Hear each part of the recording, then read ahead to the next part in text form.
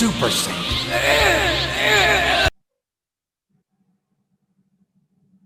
बात ये है, तुम लोगों ने ये पढ़ा होगा, ये एक्स एक्सिस है, ये वाई एक्सिस है, 11th क्लास में पढ़ा होगा। पहले थोड़ा सा रिलेट करा, 11th क्लास में पढ़ा होगा कि अगर ये कोई लाइन है तो इस लाइन की इक्वेशन वो सेट ऑफ वेरिएबल को मिला के कुछ बनती है, जिसके अंदर इस लाइन पे आने वाला कोई भी पॉइंट डालोगे तो वो इस लाइन को सेटिस्फाई करेगा। अब इस इक्वेशन को निकालने का जो तरीका होता है, उसके एक तरीका होता है 2 पॉइंट फॉर्म, एक तरीका होता है पॉइंट स्लोप फॉर्म,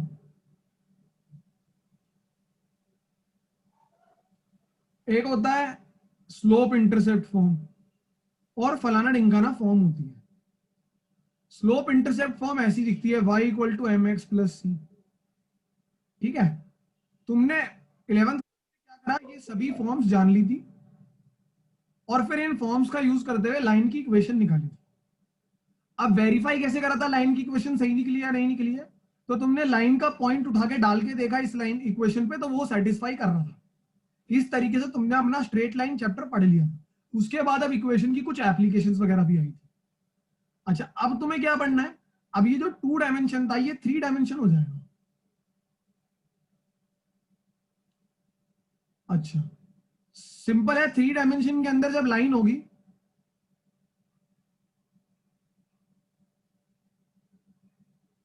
अच्छा 3 डायमेंशन के अंदर हम 2 चीज पढ़ेंगे, एक लाइन और एक प्लेन। पहले तो तुम लोगों को इमेजिन करना होगा लाइन क्या प्लेन क्या है।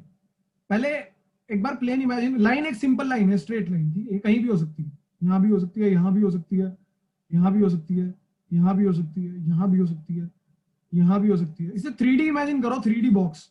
ठीक है, इसे ऐसा इमेजिन करो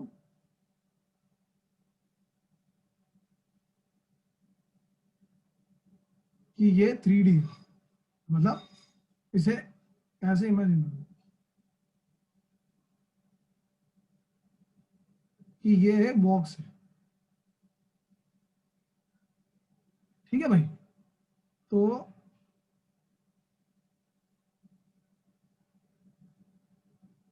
अब तुम्हें ये देखना है, जैसा ये आगे है वैसा ही है पीछे। बहुत सारी लाइंस हो सकती हैं इसमें कहीं भी। ठीक है, तो अभी लाइंस तो होती हैं, ये प्लेन क्या होता है, प्लेन होता है, ये एक प्लेन है, ये जो प्लेन है, कई तरह के कई प्लेन हो सकते हैं। जैसे कि यहाँ पे एक ये भी प्लेन है, ये एक प्लेन है, ये एक प्लेन है, ये एक प्लेन है, कोई टेढ़ा भी प्लेन हो सकता है, ये एक प्लेन है, ये एक प्लेन है, ये एक प्लेन है, बहुत सारे प्लेन है, ये एक प्लेन है, ये एक प्लेन है, ये एक प्लेन है, पीछे की तरफ भी हो सकता है, टेढ़ा यूं भी हो सकता है, ऐसे भी हो सकता है, कोई भी प्लेन हो सकता है, बहुत सारे प्लेन हो सकते हैं। अभी इन लाइन और प्लेन की इक्वेशन हमें निकालनी सीखनी है। तो जिस तरीके से अपनी 11th क्लास में ये सीखा था 2 पॉइंट ये होती है, पॉइंट स्लोप ये होती है, फलाना ढिमकाना, उसी तरीके से ये सीखोगे कि लाइन की इक्वेशन कैसे निकालते हैं।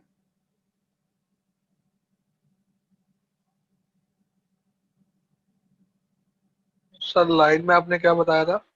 लाइन एक नॉर्मल लाइन है, लाइन खींची हुई है बस।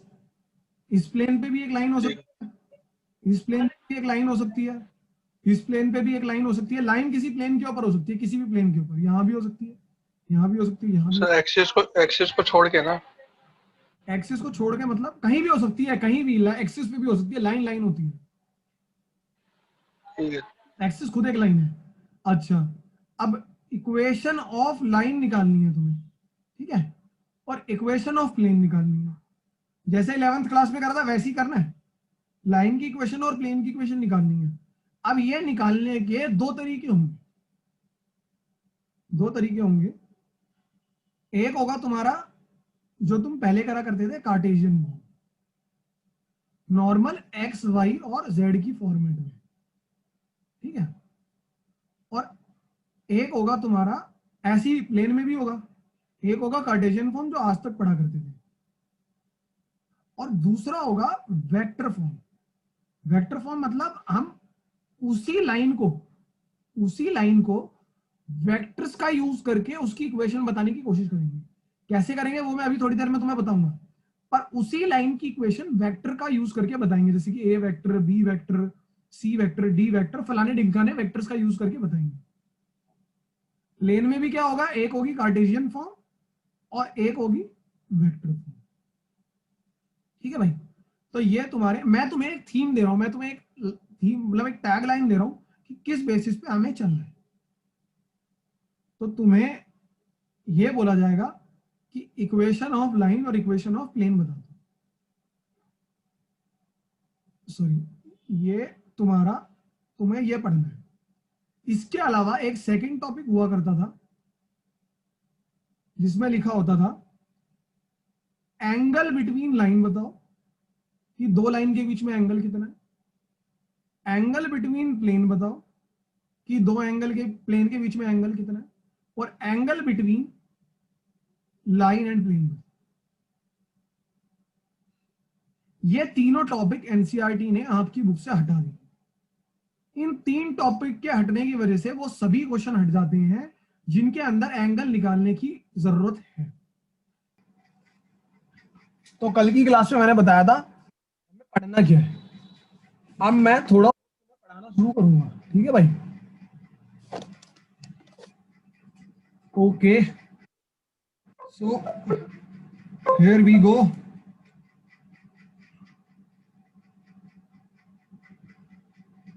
एक लाइन है, सपोज ये एक लाइन है,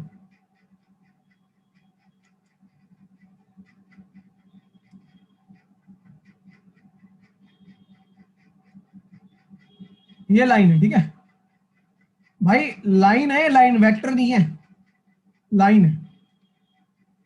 मुझे इक्वेशन ऑफ लाइन बतानी है।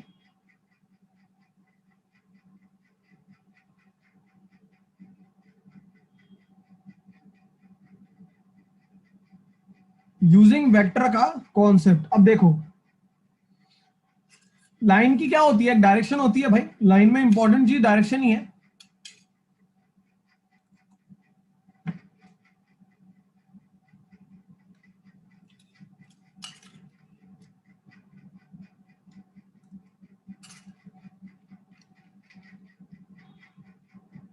तो लाइन की डायरेक्शन बतानी पड़ेगी। अभी तुम्हारे पास वो वाली इक्वेशन नहीं है x plus y equal to फलाना ढिमकाना, मैं पॉइंट नहीं दे रखे। लाइन की डायरेक्शन बताने का एक बाबा जी हुआ करते थे बहुत पहले, उन्होंने एक बहुत बढ़िया जुगाड़ बनाया। उन्होंने बोला एक वेक्टर ढूंढो जो लाइन के पैरेलल हो, ठीक है।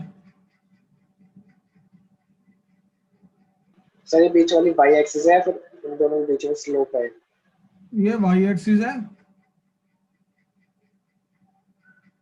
ये x एक्सिस है। बीच वाली z z नहीं बना रखी मैंने, बना लो बनानी है तो, पर मैंने अभी बना नहीं रखी। मान लो z भी है, ठीक है।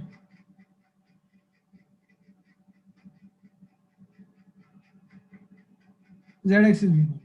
अच्छा, अभी और z एक्सिस नहीं बनानी तो ये मान लो मैं नहीं बनाना z एक्सिस। ये जो लाइन है ये xy प्लेन में है, ये z में जा ही नहीं रही। अभी मान लो, अभी क्या है, तुम्हें इसकी डायरेक्शन बतानी है, ठीक है। डायरेक्शन बताने का जुगाड़ वेक्टर के थ्रू उन्होंने क्या निकाला, उन्होंने ये निकाला कि लाइन के पैरेलल एक वेक्टर ड्रॉ कर दो। लाइन के पैरेलल एक वेक्टर ड्रॉ कर दो, जो वेक्टर की डायरेक्शन है वही तो लाइन की डायरेक्शन होगी। किसी को कुछ कहना है इस बारे में?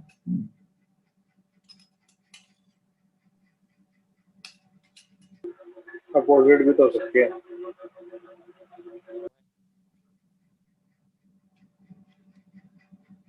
वो एंटी पैरेलल था। पर लाइन की डायरेक्शन दोनों तरफ होती है। लाइन जो है वो दोनों तरफ एक्सटेंड करती है, लाइन किसी एक तरफ एक्सटेंड नहीं करती है।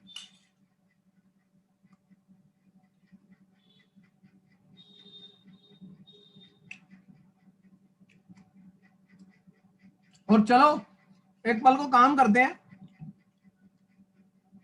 दो वर्ड होते हैं एनसीईआरटी में लिखे होते हैं, एक होती है लाइन एक होती है डायरेक्टेड लाइन। लाइन होती है जिसकी डायरेक्शन दोनों तरफ हो सकती है। डायरेक्टेड लाइन होती है कि हमने एज्यूम कर लिया कि लाइन की डायरेक्शन इस तरफ है। तो अगर सपोज मैंने लाइन की डायरेक्शन इस तरफ मान ली, इस ऊपर की तरफ, और एक वेक्टर बना दिया उसी डायरेक्शन में पैरेलल, तो जो अब वेक्टर की डायरेक्शन होगी वही लाइन की डायरेक्शन होगी। अब एग्री करते हो? वेक्टर की डायरेक्शन बताने के लिए दो कॉन्सेप्ट थे, एक था डायरेक्शन कोसाइन और एक था डायरेक्शन रेशियो। सेम कॉन्सेप्ट इस लाइन के लिए भी लगते हैं। अगर लाइन की डायरेक्शन बतानी है तो हम लाइन के डायरेक्शन कोसाइन और लाइन के डायरेक्शन रेशियो बता देते हैं। यही होता भाई। लेकिन अगर मेरी लाइन इस वेक्टर के पैरेलल है, अगर मेरी लाइन इस वेक्टर के पैरेलल है, तो जो लाइन के डायरेक्शन कोसाइन होंगे वही वेक्टर के डायरेक्शन कोसाइन होंगे। दो पैरेलल लाइन हो या दो पैरेलल वेक्टर, उनके डायरेक्शन कोसाइन तो सेम है। क्यों होंगे? देखो, जितना एंगल ये यहां बना रही है उतना एंगल ये वेक्टर यहां बना रहा है, जितना एंगल ये यहां बना रहा है उतना ही एंगल ये एक्स वाई एक्सिस के साथ बना रही है वेक्टर। एज्यूम करें तो यहां पे, तो ये अगर एंगल सेम हो रहे हैं तो ये कोसाइन भी तो सेम आएंगे इनके। अगर अल्फा बीटा सेम है तो कॉस अल्फा और कॉस बीटा भी तो सेम आएगा। मतलब हम ये कह सकते हैं कि अगर लाइन इस वेक्टर के पैरेलल है तो जो इस वेक्टर के डायरेक्शन कोसाइन है वही इस लाइन के भी डायरेक्शन कोसाइन होंगे। कोई कुछ कहना चाहेगा? ये समझ चुका है सब? कोई भी कुछ भी कहना चाहेगा? बोलना कुछ, अगर तर्क वितर्क हो तो।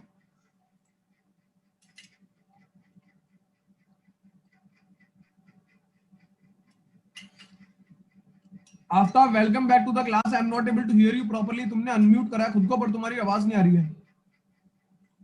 सर मैं बोल नहीं रहा कुछ। हाँ, कैसे हो आफ्ताब तुम? बढ़िया ही है। आज तो कुछ ज्यादा ही बढ़िया है। अगर थोड़ा जोर से बोलो। आज कुछ ज्यादा ही बढ़िया है। आज कुछ ज्यादा ही बढ़िया है। नुकसान करवा दिया। जरा शेयर करो थोड़ा। कौन शेयर करेगा जिसका इंटरनेट? पीयूष बोलेगा सर। गलती थी वो तो, जानबूझ के थोड़ी ना किया। बता दो यार, जल्दी बता दो। क्यों टाइम ले रहे हो? प्लीज बता दो एक बार। पीयूष बताएगा। पीयूष बताओगे? सर आप ये बताओगे कि मतलब आपने अभी क्या क्या करा है, कैसे कैसे, मतलब तुम्हारी आवाज क्लियर नहीं आ रही पीयूष भाई, जोर से बोलना।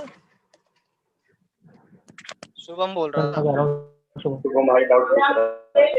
अच्छा हाँ, शुभम बोलना। सर मैं कह रहा हूँ कि एक बार ये दोबारा बता देना आपने कराया क्या अब तक।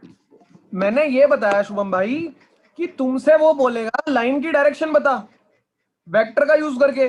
तुम बोलोगे अबे ओए लाइन की डायरेक्शन कहां से बताऊं, कोई कॉन्सेप्ट तो तूने मुझे सिखाया ही नहीं। तो मैंने तुम्हें एक बात बता दी चुपचाप, किसी को बताना मत। देख रहा था मैं कुछ सुन तो। शुभम भाई कान लाओ पास अपने स्पीकर के। हाँ सर ईयरफोन लगा रखे हैं। बढ़िया। तो भाई मैंने बात ये बताई कि लाइन के बारे में तो तुम्हें कुछ पता ही नहीं है।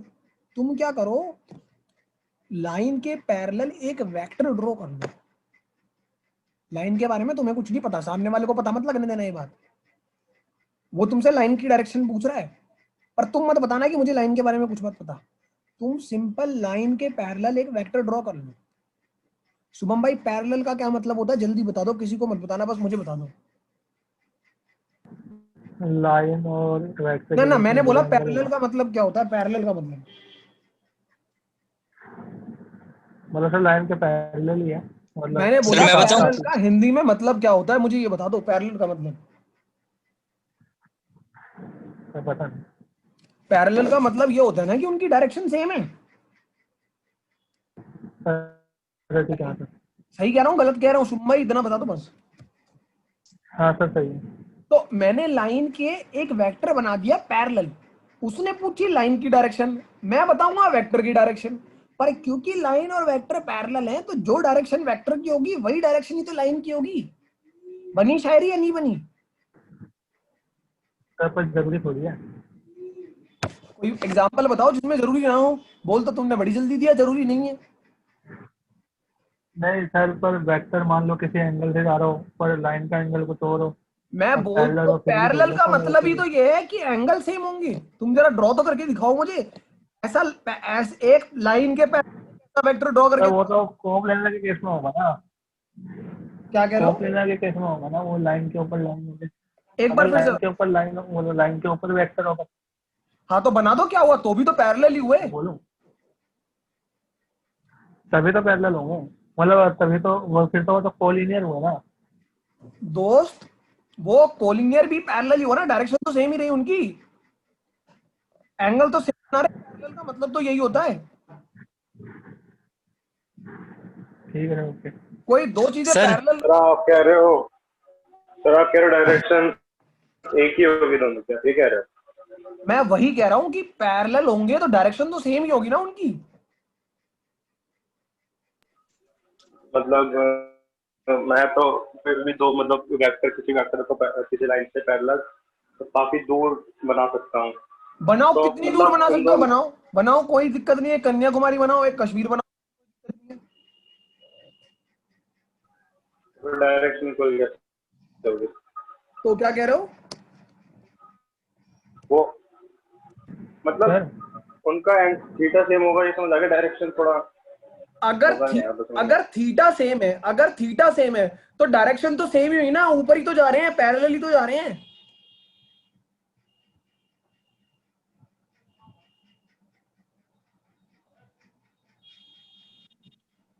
सर हाँ बोलो सर शुभम। ये देखो हाँ बहुत अच्छा बनाया मैंने है। दिखाया।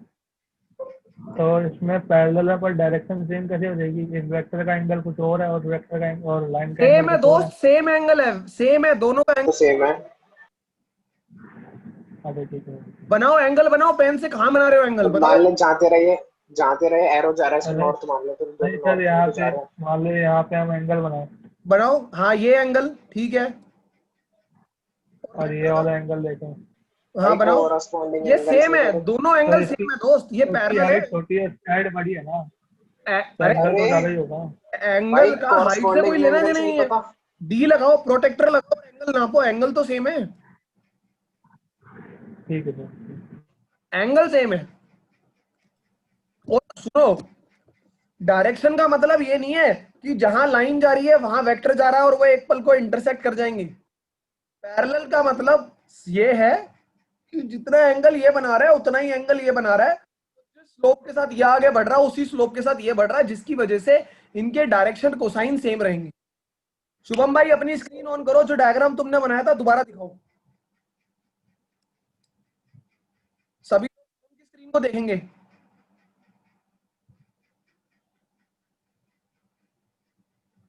सर वही स्क्रीन हो? हाँ हाँ वही फोटो दिखाओ मुझे दोबारा से।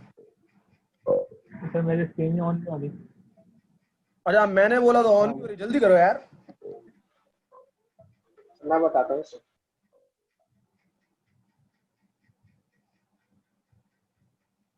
शुभम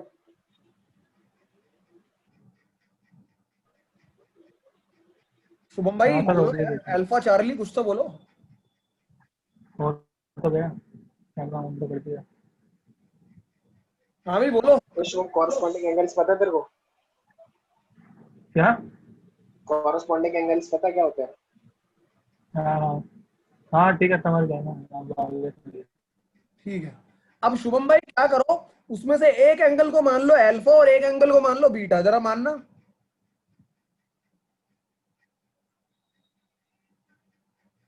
शुभम भाई मजे की बात पता है कि तुम्हें क्या है, कि कॉस अल्फा और कॉस बीटा सेम आएंगे। चाहे एक ट्रायंगल छोटा बन रहा है एक ट्रायंगल बड़ा बन रहा है, क्योंकि अल्फा बीटा सेम है तो cos alpha cos beta same आएंगे। अगर अल्फा भी 30 डिग्री है और बीटा भी 30 डिग्री है तो कॉस 30 तो सेम ही आएगा। हाँ सर ठीक है। अब लोगों को समझना है, ये मैं कोई शुभम को नहीं समझा रहा सिर्फ। तो cos alpha equal to cos beta equal to cos gamma, अगर ये जेड एक्सिस भी होती है यहाँ पे, तो इसकी वजह से क्या होगा, डायरेक्शन कोसाइन सेम हो जाएंगे। तो जब मुझसे वो लाइन के डायरेक्शन कोसाइन पूछेगा तो मैं उसे लाइन के डायरेक्शन को साइन नहीं बताऊंगा, मैं एक वेक्टर एज्यूम करूंगा जो लाइन के पैरेलल है और उस पैरेलल वेक्टर के डायरेक्शन को साइन बता दूंगा, क्योंकि डायरेक्शन को साइन तो सेम ही होने। अब तुम लोगों के दिमाग में ख्याल आ रहा होगा वो पैरेलल वेक्टर हमें कहां से पता चलेगा, तो वो तुम्हें अभी थोड़ी देर में समझ में आ जाएगा, क्वेश्चन दिख जाएंगे तुम्हें उससे रिलेटेड, उसकी टेंशन मत लो।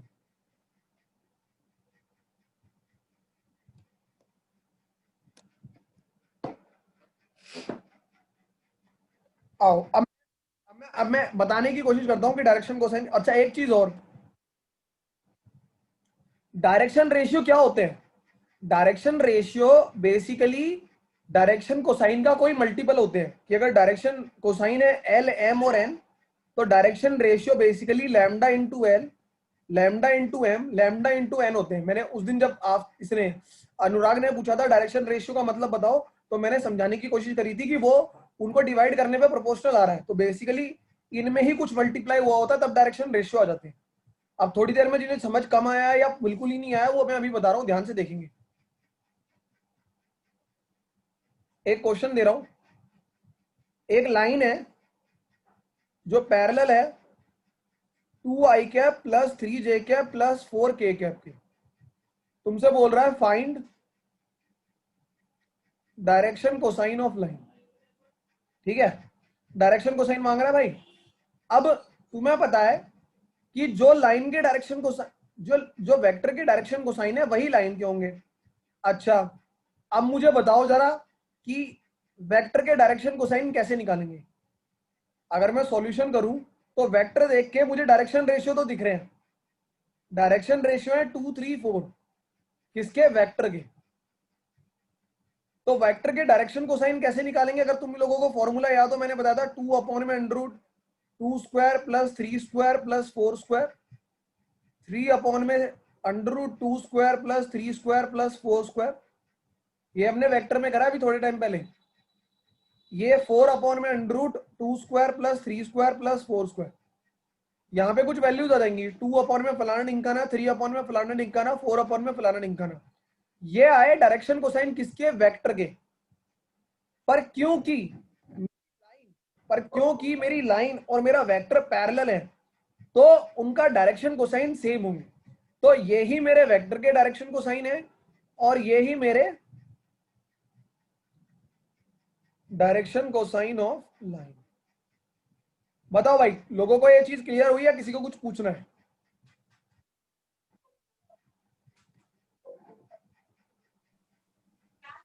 क्लियर है सर। अच्छा इससे एक फॉर्मूला बन जाता है जो हम देख सकते हैं कि अगर तुम्हें बोल रखा है कि तुम्हारी लाइन जो है वो पैरेलल है किसी वेक्टर के a i cap plus b j cap plus c k cap, तो हम सीधा सीधा कह सकते हैं कि डायरेक्शन कोसाइन ऑफ लाइन निकालने का जो फॉर्मूला होगा वो होगा ए अपॉन में under root a square plus b square plus c square, b upon में under root a square plus b square plus c square, c upon में under root a square plus b square plus c square. ठीक है भाई, ये formula अपने दिमाग में छाप लेंगे। आगे बढ़ रहा हूं मैं, सरक सब प्लस माइनस नहीं होगा आगे?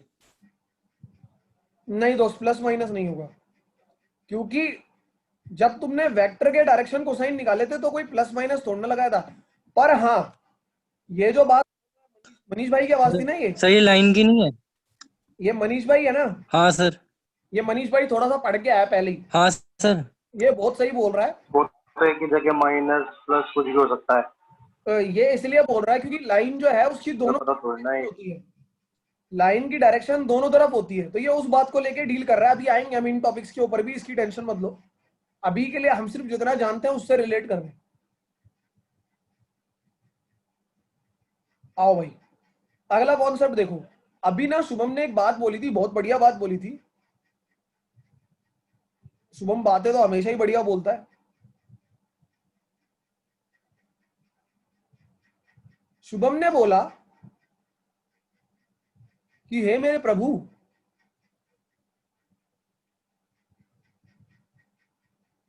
अच्छा तो मैं ये कह रहा था कि मेरे बात से कुछ दिमाग से बात निकल गई। तो शुभम ने अभी भी बोला था कि अगर वेक्टर लाइन के ऊपर ही आ जाए तो क्या होगा?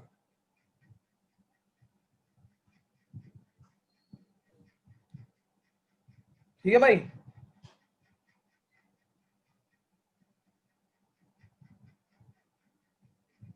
तुम्हारा लाल वाली लाइन है, एक सेकेंड, ब्लैक से लिखा है लाइन का नाम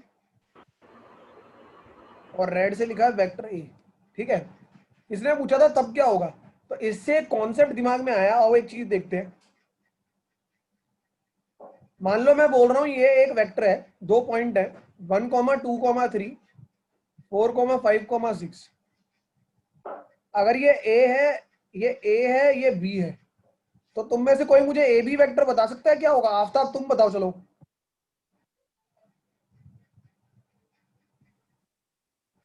बी एफी माइनस ए, क्या कह रहे हो? बी माइनस ए।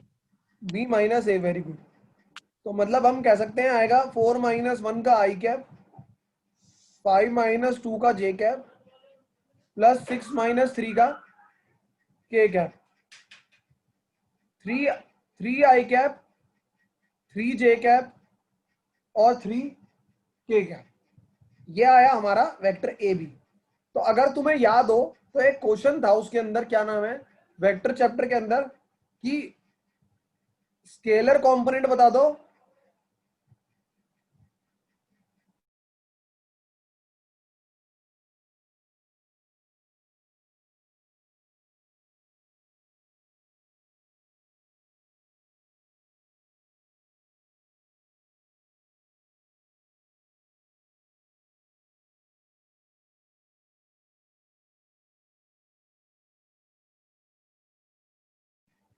कोई चिल्लाया, मुझे लगा कोई दिक्कत हुई।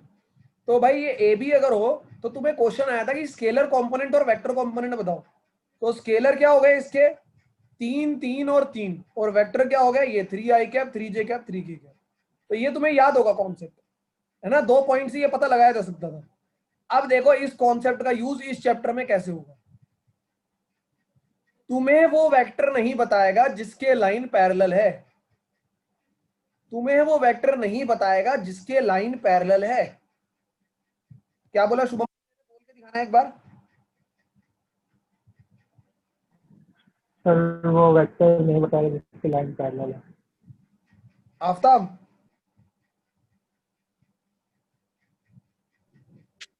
Yes sir. वही बात बताओ जो शुभम ने अभी बताई। वो लाइन नहीं बताई जिसके पैरेलल है। गलत बोल रहे हो यार, गलत बोल रहे हो। क्या बताई उसने, बोलो।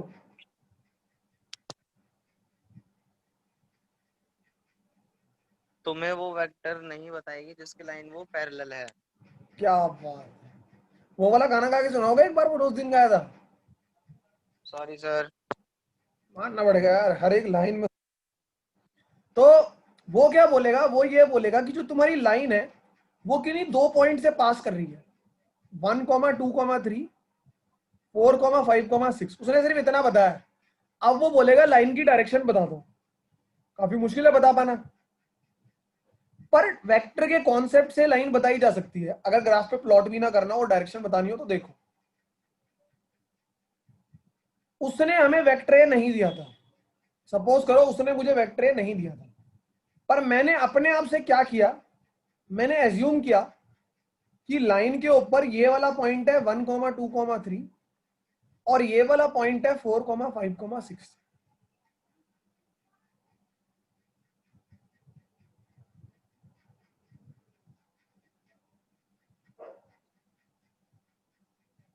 पापा कोई दिक्कत हो रही है क्या?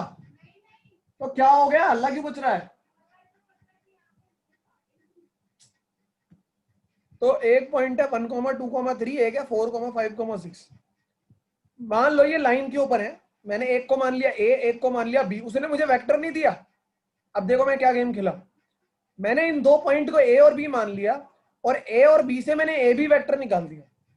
अभी थोड़ी देर पहले निकाला था, तो मेरा ए बी वेक्टर कितना है? मेरा ए बी वेक्टर आया 3 आई कैप, 3 जे कैप और 3 के। तो मिल गया मुझे वो वेक्टर जो मेरी लाइन के पैरेलल है। उसने तो नहीं दिया था पर मैंने निकाल लिया, उसने नहीं दिया था पर मैंने निकाल लिया। क्या बोला आफ्ताब मैंने भाई अभी? उसने नहीं दिया था, आपने निकाल लिया। क्या बात है। बात का मतलब बिल्कुल सेट रहने दिया बंदे ने। तो हमारी जो लाइन है वो इसके पैरेलल थी। अब वो बोलेगा लाइन के डायरेक्शन को साइन बता दो। किसी ने कुछ चैट किया है, देखो चैट ओपी में क्या लिखा है देखे। शुभम ने शंख भेजा। शुभम हंस रहा है।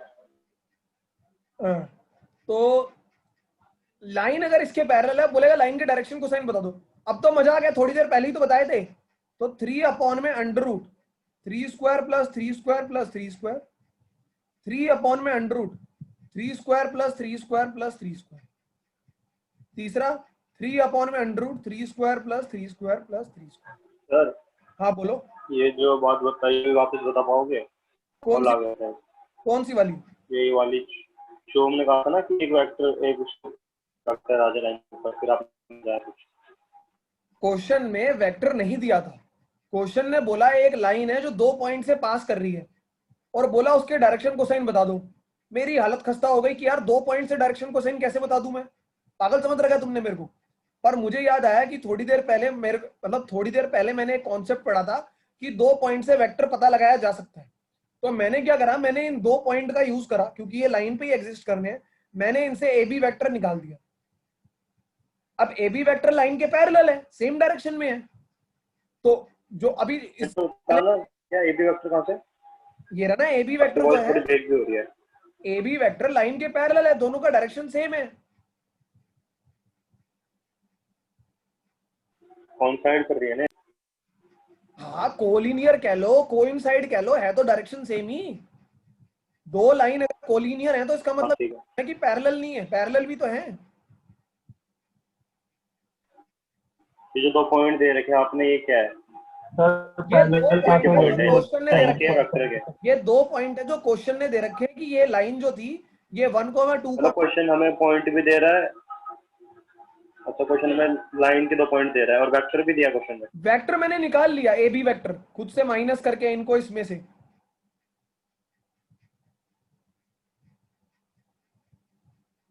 अच्छा हाँ ठीक है। और अब अगर ये लाइन इस वेक्टर के पैरेलल है तो डायरेक्शन कोसाइन का फॉर्मूला थोड़ी देर पहले मैंने सीखा है। अब इससे मजे की चीज जो हुई वो तुम लोग देखो कि इससे एक फॉर्मूला बन गया। फॉर्मूला ये बन गया कि अगर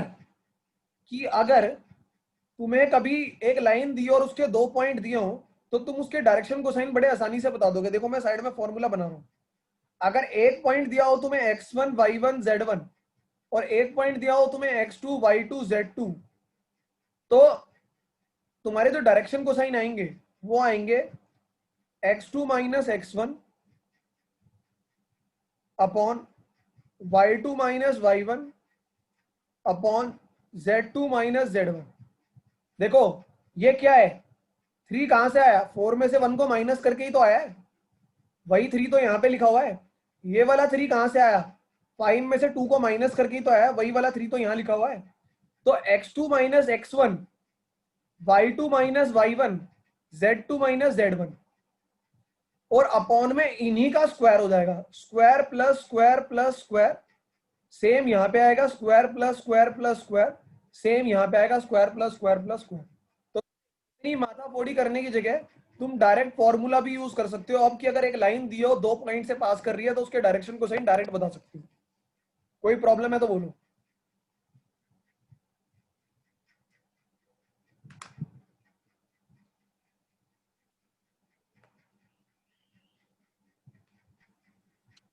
क्लियर है। ओके, अब क्या करते हैं, क्वेश्चन सॉल्व करते हैं। मेरे ख्याल से देखें एक बार बुक में क्या रहा क्या हुआ, एक बार नजर मारने दो। ये हमने खोला 3D,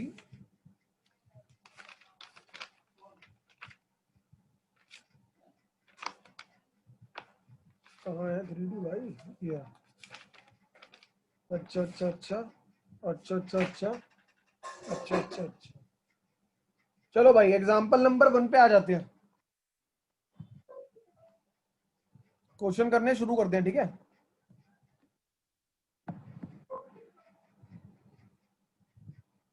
ये कॉन्सेप्ट हो गए। अब अगर कुछ आया सर नहीं, एक्सरसाइज 1 के सारे कॉन्सेप्ट हो गए? क्या कह रहे हो? एक्सरसाइज फर्स्ट के सारे कॉन्सेप्ट हो गए? सारे कॉन्सेप्ट और सारे क्वेश्चन आ रहे हैं। एग्जाम्पल नंबर 1 देखेंगे सभी लोग, पेज नंबर 466 पे। अगर नहीं खोला हुआ तो अब तक खोल लेना।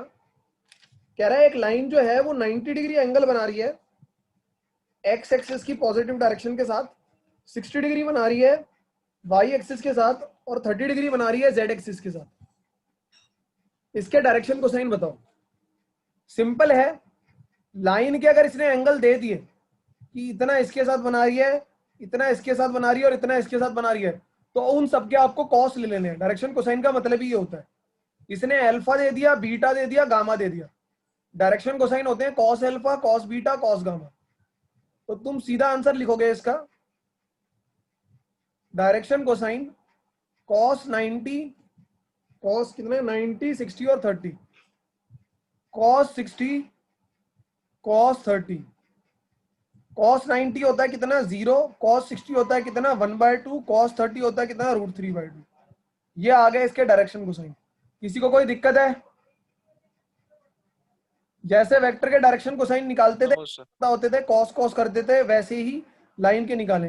किसी को कुछ पूछना है तो पूछो।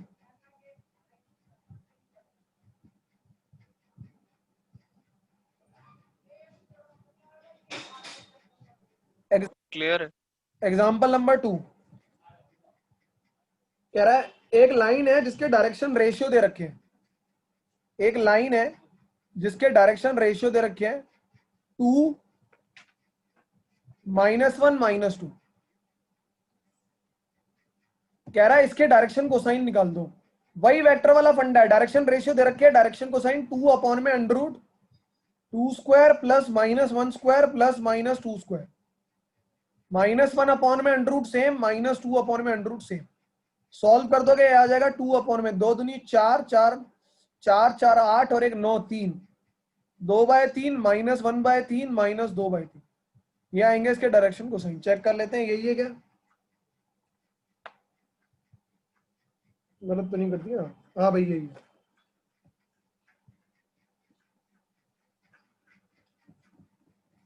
एग्जाम्पल नंबर 3 देखेंगे क्या कह रहा है।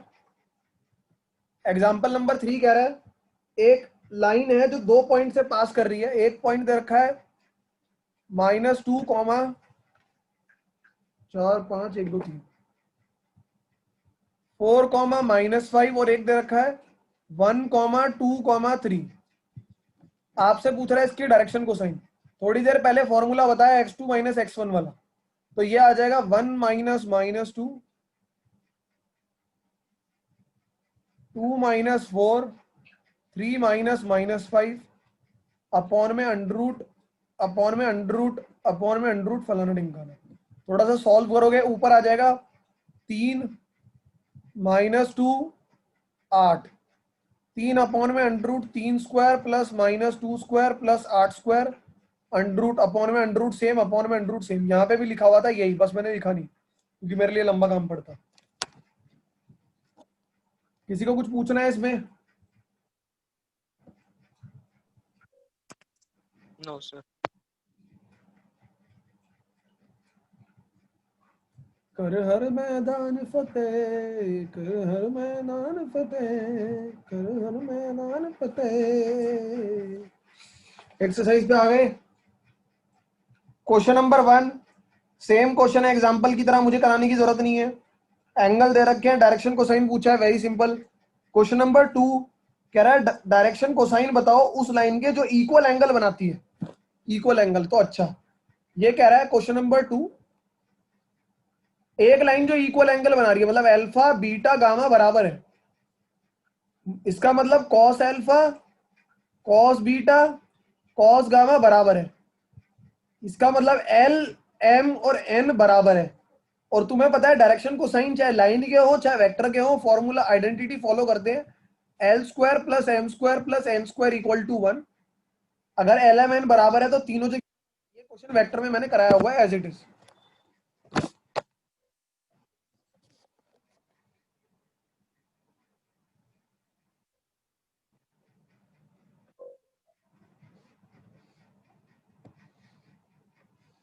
एक सेकेंड, थोड़ा सेटअप हो रहा है।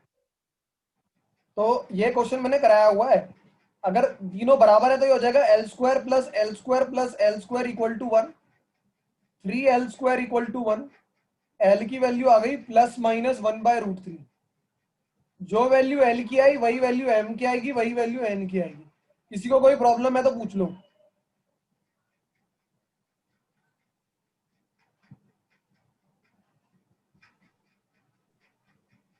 क्लास एग्जिट होगी तो दोबारा ज्वाइन कर लेना।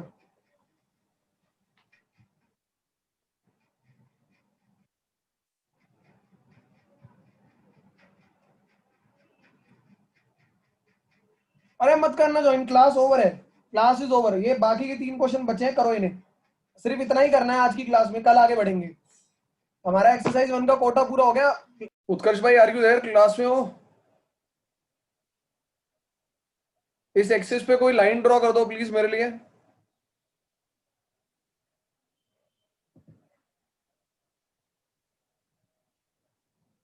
ठीक है, आफ्ताब ने कर दी, बहुत बहुत शुक्रिया आफ्ताब भाई। आफ्ताब भाई ने ये लाइन ड्रॉ करी है। अब सपोज करो इस लाइन को, इस लाइन की इक्वेशन क्या होती है? इक्वेशन एक तरीके का पता होता है, इक्वेशन एक तरीके का पता होता है जो ये बता सकता है ये लाइन कहां से जा रही है। अब इस लाइन की इक्वेशन निकालने के लिए मुझे 2 चीजें चाहिए, मतलब 2 तरीके से निकाली जा सकती है लाइन जो हम एनसीईआरटी में कवर कर रहे हैं। एक, अगर हमें एक तो एंगल मिल जाए, सपोज ये मिल जाए ये 30 डिग्री एंगल पे जा रही है, पर 30 डिग्री एंगल पे तो यहां पे भी जा सकती है लाइन, और यहां पे भी जा सकती है लाइन, और यहां पे भी जा सकती है, मतलब 30 डिग्री एंगल पे तो बहुत सारी लाइन बन सकती है। पर अगर हमें एक पॉइंट भी पता चल जाए तो हमारा काम बन जाएगा। तो बेसिकली अगर हमें एंगल पता चल जाए और एक पॉइंट पता चल जाए, एंगल कह लो या डायरेक्शन कह लो, एंगल पता चल जाए या एक पॉइंट पता चल जाए, और दूसरा तरीका ये है कि हमें कोई 2 पॉइंट पता चल जाए, गेम ही ओवर। हमें कोई 2 पॉइंट पता चल जाए, इन 2 तरीके से हम उस लाइन की इक्वेशन बता सकते हैं। ठीक है भाई, तो इन 2 चीजों को हम अभी स्टडी करने वाले हैं। पर उससे पहले एक बात ये जान लेते हैं कि लाइन इक्वेशन एक्चुअली में दिखती कैसी है, थोड़ा सा एक ब्रीफिंग हो जाए उस बारे में। मेरे प्यारे भाइयों, अगर सपोज इस लाइन की इक्वेशन होती 2x plus 3y equal to 4, मान लो ये होती, तो यहाँ पे x और y क्या होते हैं? x और y वेरिएबल होते हैं, फिल इन द ब्लैंक्स होते हैं। इस इक्वेशन का मतलब ये है कि इस लाइन पे आने वाला कोई भी पॉइंट, इस लाइन पे आने वाला, अगर ये इक्वेशन इस लाइन की होती तो इस लाइन पे आने वाला कोई भी पॉइंट अगर आप उठा के x और y की जगह डालते तो वो इस इक्वेशन को सेटिस्फाई करता। ये होता है इक्वेशन का मतलब। तो हर इक्वेशन के अंदर एक एक्स वाई रहता है, मतलब अगर टू एक्सिस में बन रही है एक एक्स वाई रहता है, 3 में बन रही है तो एक्स वाई जेड बनेंगे। वो फिल इन द ब्लैंक्स होते हैं बेसिकली, जहां पे आप अपने उस पॉइंट को रखोगे तो आपको ये पता चलेगा कि वो पॉइंट उस लाइन पे लाई कर रहा है या नहीं कर रहा है। ये 2, 3, 4 जो होते हैं ये कोफिशिएंट और कांस्टेंट होते हैं, इनके बिना तो इक्वेशन बनेगी नहीं। ये ही वो एक रिलेशन होता है जो उन सभी पॉइंट्स को एक साथ जोड़ता है। यही वो रिलेशन है जो सभी पॉइंट्स फॉलो कर रहे हैं कि x को अगर 2 से गुना कर दो, y को 3 से कर दो और जोड़ दो तो 4 आएगा। उन सभी पॉइंट्स पे ये वैलिड हो रहा है, ये इक्वेशन का मतलब होता है। अब हम बढ़ते हैं आगे। तो ये हमने पढ़ा था 11th क्लास में स्ट्रेट लाइन के थ्रू, ये हमने पढ़ा था 11th क्लास में स्ट्रेट लाइन के थ्रू। अब हम जो बात करने वाले हैं वो बात करने वाले हैं वेक्टर के थ्रू। अब हम जो बात करने वाले हैं वो करने वाले हैं वेक्टर के थ्रू। तो आओ देखो, इसी लाइन का अगर हमें पहले तरीके से, ये पहला तरीका है ये दूसरा तरीका है, पहले तरीके से इक्वेशन निकालना हो तो इक्वेशन क्या होता है? सपोज ये लाइन है एल, ठीक है, मान लो कि इसके ऊपर का मुझे कोई पॉइंट पता है।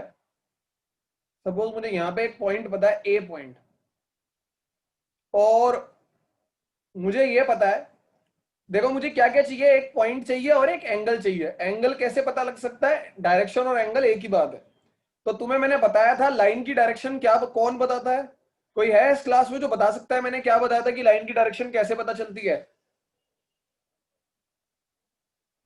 सर एंगल एंगल कैसे पता चलता है? अगर एंगल ना दिया हो तो लाइन की डायरेक्शन कैसे पता चलती है? मैंने क्या बताया था, क्या मिलता है हमें इस चैप्टर के अंदर, लास्ट एक्सरसाइज में जो आपने यूज किया होगा? मॉडल एक parallel vector. Parallel vector, line की डायरेक्शन नहीं, हमें पैरेलल वेक्टर की डायरेक्शन पता होगी, उसके थ्रू हम डायरेक्शंस, कोसाइंस और ये सब निकालते हैं। तो सपोज हमें लाइन की डायरेक्शन देने के लिए एंगल नहीं पता है, हमारे पास डी वगैरह नहीं है, पर हमें इतना पता है कि एक वेक्टर है बी वेक्टर जो कि इस लाइन के पैरेलल है। तो जो डायरेक्शन बी वेक्टर की होगी वही लाइन की भी होगी। अगर एक बी वेक्टर लाइन के पैरेलल है तो जो डायरेक्शन बी वेक्टर की होगी वही डायरेक्शन लाइन की भी होगी। तो मेरे को डायरेक्शन मिल गई, मुझे पॉइंट मिल गया, मेरे को पहले से दे रखा था, पॉइंट दे रखा था, डायरेक्शन पता थी। अब मुझे इसका यूज करके इक्वेशन बतानी है। तो भाई इक्वेशन होती है ये, r equals to a plus lambda b. मतलब ए वेक्टर क्या है, ए वेक्टर है इस पॉइंट का पोजीशन वेक्टर, और बी वेक्टर क्या है, बी वेक्टर है ये। और इनको अगर इस तरीके से लिखोगे तो ये हमेशा आर को सेटिस्फाई करेंगे। अब एक एग्जांपल लेके दिखा देता हूं। सपोज करो एक लाइन है जो कि जहां पे तुम्हें ये दे रखा है 1,2,3 और ये दे रखा है 3i cap plus 3j cap plus 3k cap. तो तुम्हारी लाइन की इक्वेशन बन जाएगी r equal to vector a, तुम्हें तो नहीं पता, तुम्हें तो पॉइंट ए पता है, वेक्टर ए का मतलब है position vector of a. Position vector of a कैसे निकलेगा, i cap plus 2j cap plus 3k cap plus lambda b, b कितना दे रखा है 3i cap plus 3j cap plus 3k cap. भाई ये इक्वेशन बनेगी, ये तुम्हारी लाइन की इक्वेशन बन गई। अब r का मतलब क्या है, r का मतलब है एक्स वाई जेड, r का मतलब है x i cap y j cap z k cap. मतलब ये है वो fill in the blanks r। अगर आप इसमें से कोई भी पॉइंट उठा लोगे यहाँ पे रैंडमली, वो हमेशा इस इक्वेशन को सेटिस्फाई करेगा। तो ये तो तुम्हें क्वेश्चन में क्या मिलेगा, तुम्हें ये दिया होगा, तुम्हें दिया होगा ए दिया होगा, तुम्हें ये दिया होगा वेक्टर, और तुम्हें इक्वेशन निकालनी होगी, वो तुम ऐसे निकाल दोगे इसका यूज करके। पर क्लास में क्या कोई चाहता है कि मैं इसका प्रूफ बताऊं? मैं चाहता हूँ। बता दो सर। और कौन चाहता है? अपनी आवाज उठाओ थोड़ी सी। बता दो सर। मनीष भाई ने आवाज उठाई, और किसको, आफ्ताब भाई ने हाथ उठा दिया अपना। और कोई चाहता है? Yes sir. कौन ये चाहता जो है? हम सॉल्व करेंगे उसको फिर इक्वेशन ऑफ लाइन आएगी। क्या कह रहे हो पीयूष भाई, तुम्हारी आवाज कट गई। इक्वेशन ऑफ लाइन ये वेक्टर के उसमें आएगी फॉर्म में। दो फॉर्म में आती है, वेक्टर फॉर्म में भी आती है, कार्टेशियन फॉर्म में भी आती है,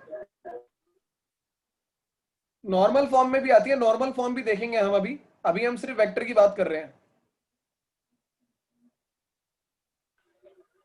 मतलब फिर तो वेक्टर ही आएगा, लाइन मतलब देखो इक्वेशन ऑफ लाइन निकालनी है ना। इसको वेक्टर के थ्रू डिनोट करने की कोशिश कर रहे हैं, अभी पॉइंट के थ्रू भी करेंगे, अभी बताऊंगा तुम्हें, उसकी टेंशन मत लो, अभी दिखा रहा हूं। अच्छा, तो जिन जिन लोगों को प्रूफ नहीं देखने, अपनी अपनी आंखों पे पट्टी लगा लो। बड़ी शर्म की बात है कि आधे लोगों को प्रूफ देखना ही नहीं है। अरे आफ्ताब भाई, ये लाइन मिटाना है यार, तुमने जो यहाँ पे बना दी है।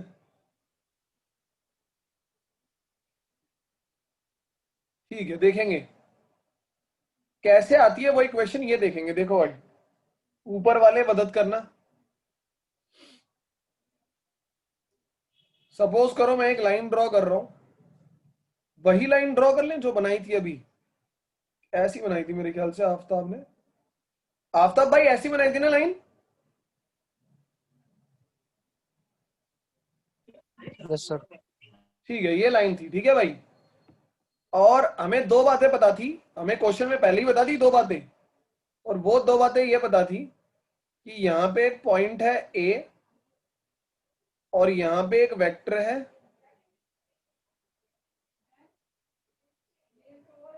Vector B. ठीक है भाई। अच्छा, इस प्रूफ के अंदर क्या है, थोड़ी सी कंस्ट्रक्शन है। देखो, कंस्ट्रक्शन कुछ नहीं है, थोड़ा सा ही है।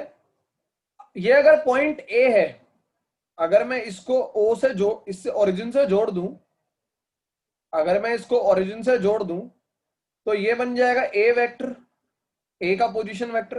ठीक है भाई। अच्छा, अब एक चीज और देखें, अगर सपोज मैं यहां पे ले लूं कोई random point x comma y comma z, P मान लो इसे, P x comma y comma z में एक पॉइंट मान लू रैंडम पॉइंट, ठीक है भाई। अब मैं अगर ओरिजिन से इसको जोड़ दूं पी को,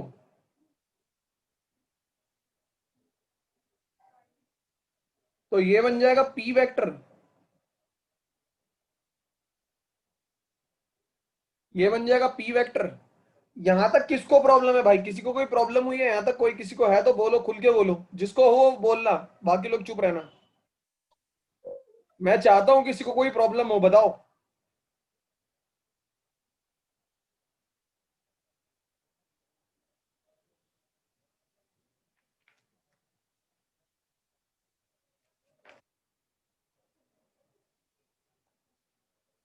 नहीं है भाई किसी को प्रॉब्लम? ठीक है, अच्छा बहुत बढ़िया। अब एक चीज और करूंगा, देखें किस किस को ये समझ में आएगी। ये जो तुम्हारा वेक्टर बी है, ये जो तुम्हारा वेक्टर बी है, ये लाइन के पैरेलल है। इस लाइन के अंदर एक वेक्टर आ रहा है एपी वेक्टर, ये वाला वेक्टर, ठीक है। अगर ये बी वेक्टर लाइन के पैरेलल है, तो क्योंकि एपी वेक्टर लाइन पे ही लाई करता है, तो ये एपी के भी पैरेलल होगा। अगर वेक्टर लाइन के पैरेलल है तो वेक्टर एपी के भी पैरेलल होगा, क्योंकि एपी और एपी लाइन पे ही तो लाई कर रहा है, उनकी डायरेक्शन तो सेम ही है। कोई प्रॉब्लम है इस चीज में? No sir. ठीक है, अब डायरेक्शन समझने की कोशिश करेंगे, देखेंगे। वेक्टर के अंदर डायरेक्शन जाननी बहुत जरूरी होती है। पोजीशन वेक्टर जो होता है वो ओरिजिन से लेके पॉइंट पे डायरेक्टेड रहता है, तो ओए की डायरेक्शन इस तरफ है, ओपी की डायरेक्शन इस तरफ है, और मैंने जो एपी वेक्टर लिया है वो बी के पैरेलल लिया है, तो जो बी की डायरेक्शन है वही इसकी भी होगी, तो इसकी डायरेक्शन इस तरफ है, इसकी ऊपर की तरफ, इसकी ऊपर की तरफ, इसकी आगे की तरफ, एल की तरफ। तो ये तुम्हारे तीन वेक्टर तुम्हें क्लियर हो गए होंगे। ये ए वेक्टर है, ये पी वेक्टर है। अब तुम्हें झटका लगेगा एकदम से, क्योंकि मैं एपी वेक्टर को लिख दूंगा लैम्डा इंटू बी वेक्टर। तो ये कैसे लिखा देखो, हमने पिछले चैप्टर में ये सीखा था कि अगर दो वेक्टर पैरेलल हैं या कोलिनियर हैं, तो a vector equal to lambda times vector b होता है। मतलब यहाँ पे अगर मैं एम और एन ले लेता हूं, सपोज तुम्हें कंफ्यूजन ना हो, अगर कोई दो वेक्टर एम और एन पैरेलल हैं तो m equal to lambda times n होता है। तो क्या मैं कह सकता हूं कि जो वेक्टर बी है वो एपी के पैरेलल है, तो AP equal to lambda times b होगा। अभी तक किसी को कोई प्रॉब्लम है? No sir. अब देखेंगे हम triangle law of vector addition, triangle O A P के अंदर। O A plus A P equal to आ रहा है ओ पी। डायरेक्शन से पता लगाते हैं vector law of vector addition. इसकी डायरेक्शन इस तरफ है, ये दूसरे वाले की टेल शुरू होनी चाहिए यहाँ पे, प्लस ये, और जो ये मीट कर रहे हैं ये हमारा होगा फाइनल वेक्टर। तो ये आया O A plus A P equal to O P. आओ देखिए अब क्या क्या है। ओ ए है मेरा ए वेक्टर, एपी है मेरा, एपी है मेरा लैम्डा बी, और ओपी है मेरा पी। तो भाई यहां से आ गया P equal to a plus lambda b, और यही मेरी इक्वेशन होती है। इस P को R मान लो, R equal to lambda plus b. वही दिख रहा होगा, जो मैंने P माना है वो R होता है। अब ये P ही तो हम फाइंड कर रहे थे बेसिकली। ये जो एक्स वाई जेड हमने माना है, इसी के बेसिस पे तो इक्वेशन बनाते थे। एक 11th क्लास का एग्जांपल लेके दिखाया मैंने तुम्हें कि अब इधर कोई भी पॉइंट होगा वो इस इक्वेशन को सेटिस्फाई करेगा। यहां से निकल के आती है ये। किस किस को ये प्रूफ क्लियर नहीं हुआ भाई? ध्यान से देख लेंगे।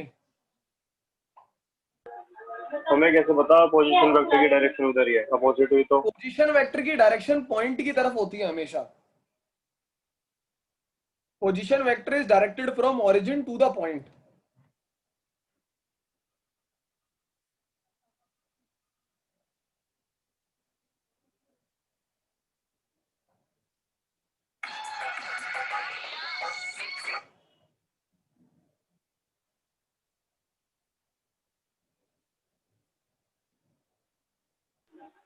जो फॉर्मूले में आर है वो हाँ। इक्वेशन ऑफ लाइन रिप्रेजेंट कर रहा है। जो आर है वो क्या कह रहे हो? इक्वेशन ऑफ लाइन रिप्रेजेंट कर रहा है। हाँ, इक्वेशन ऑफ लाइन रिप्रेजेंट कर, वो पूरी इक्वेशन ऑफ लाइन है r equal to a plus lambda B.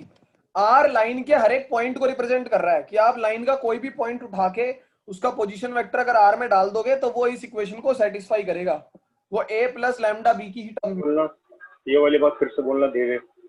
कि आर जो है वो इस लाइन पे आने वाले, इस एल लाइन पे आने वाले इस पॉइंट को, इस पॉइंट को, इस पॉइंट को, किसी भी पॉइंट के पोजीशन वेक्टर को उठा के अगर यहां डाल दोगे तो वो हमेशा ए प्लस लैम्डा बी की फॉर्म में ही आएगा। समझ नहीं आई ये वाली बात ढंग से मेरे को। जैसे कि अगर मैं अभी थोड़ी देर पहले मैंने एक इक्वेशन लाइन की इक्वेशन लिखी थी, अगर इस लाइन की इक्वेशन है x plus y equal to 1, तो x और y का मतलब है कि इस लाइन पे आने वाला हर एक पॉइंट, अगर कोई भी पॉइंट तुम x और y में डालोगे तो सेटिस्फाई करेगा। वैसे ही इस लाइन पे आने वाला कोई भी पॉइंट अगर तुम r की जगह डालोगे तो वो इसे सेटिस्फाई करेगा।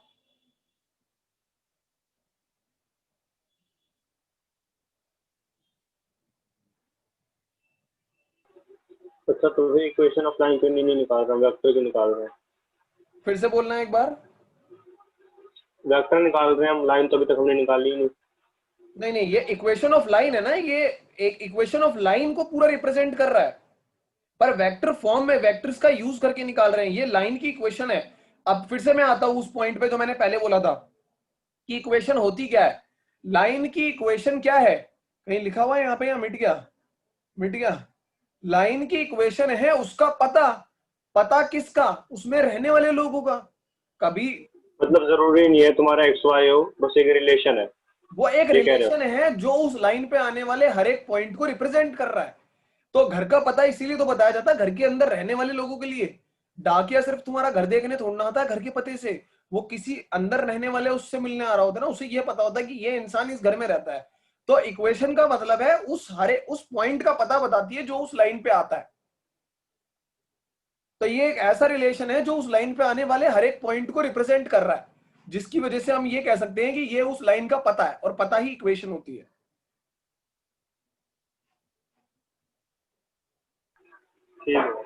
ओके, अब देखो इसी से मजे की बात, ये एक वेक्टर फॉर्म बता दी तुम्हें, इसी से ये चीज नॉर्मल फॉर्म में भी आ जाती है, क्योंकि पॉइंट ही पोजीशन वेक्टर है और पोजीशन वेक्टर ही पॉइंट है। एक पॉइंट है 2, 1, 3, या इसका पोजीशन वेक्टर है 2i cap j cap plus 3k cap, दोनों का मतलब सेम ही है। तो इसी फॉर्म से हम एक और फॉर्म बना सकते हैं, इसकी ध्यान से देखेंगे। r जो है मेरा रैंडम वेरिएबल वेक्टर है, xi cap plus yj cap plus zk cap, ठीक है।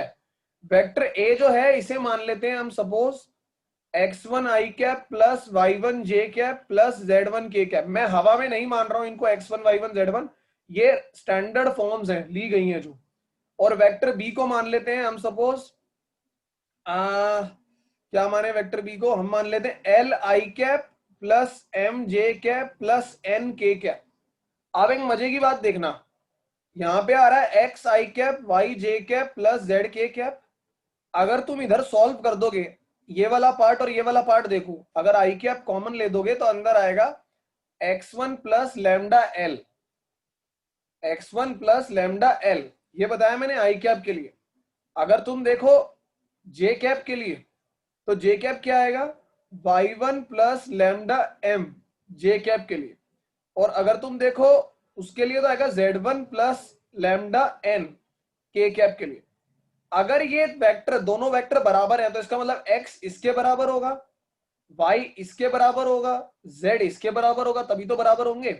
तो x आ गया x1 प्लस लैम्डा एल के बराबर, y आ गया y1 प्लस लैम्डा m के बराबर, और z आ गया z1 प्लस लैम्डा n के बराबर। अगर तुम यहां से लैम्डा की वैल्यू निकाल लो तीनों के लिए तो ये आएगी x minus x1 by L, यहां से आएगी y minus y1 bye m, और यहां से आएगी z minus z1 bye n। ये अगर ये तीनों लैम्डा के बराबर है, ये और ये अगर ये तीनों लैम्डा के बराबर है तो ये तीनों आपस में भी तो बराबर होंगे।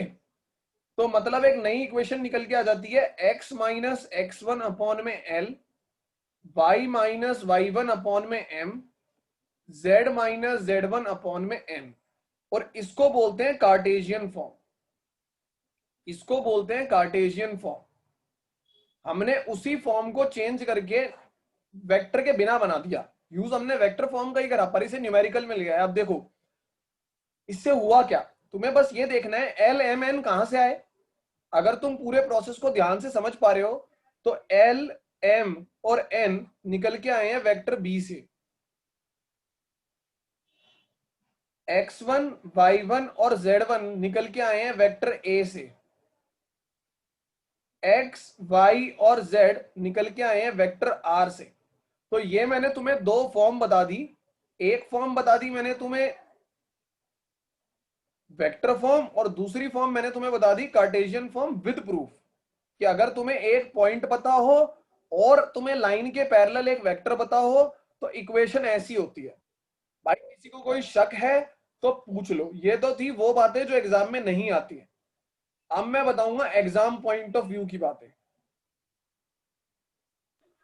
प्रूफ मतलब नहीं है ना बिल्कुल भी चांसेस आने के एग्जाम में? नहीं, प्रूफ नहीं आता है। तुम्हारे स्कूल वाले दे दे तो पता नहीं, पर स्कूल में नहीं आता, बोर्ड एग्जाम में नहीं आता है। किसी को कुछ पूछना है प्रूफ में कि ये कैसे क्या हो रहा था तो पूछ लो।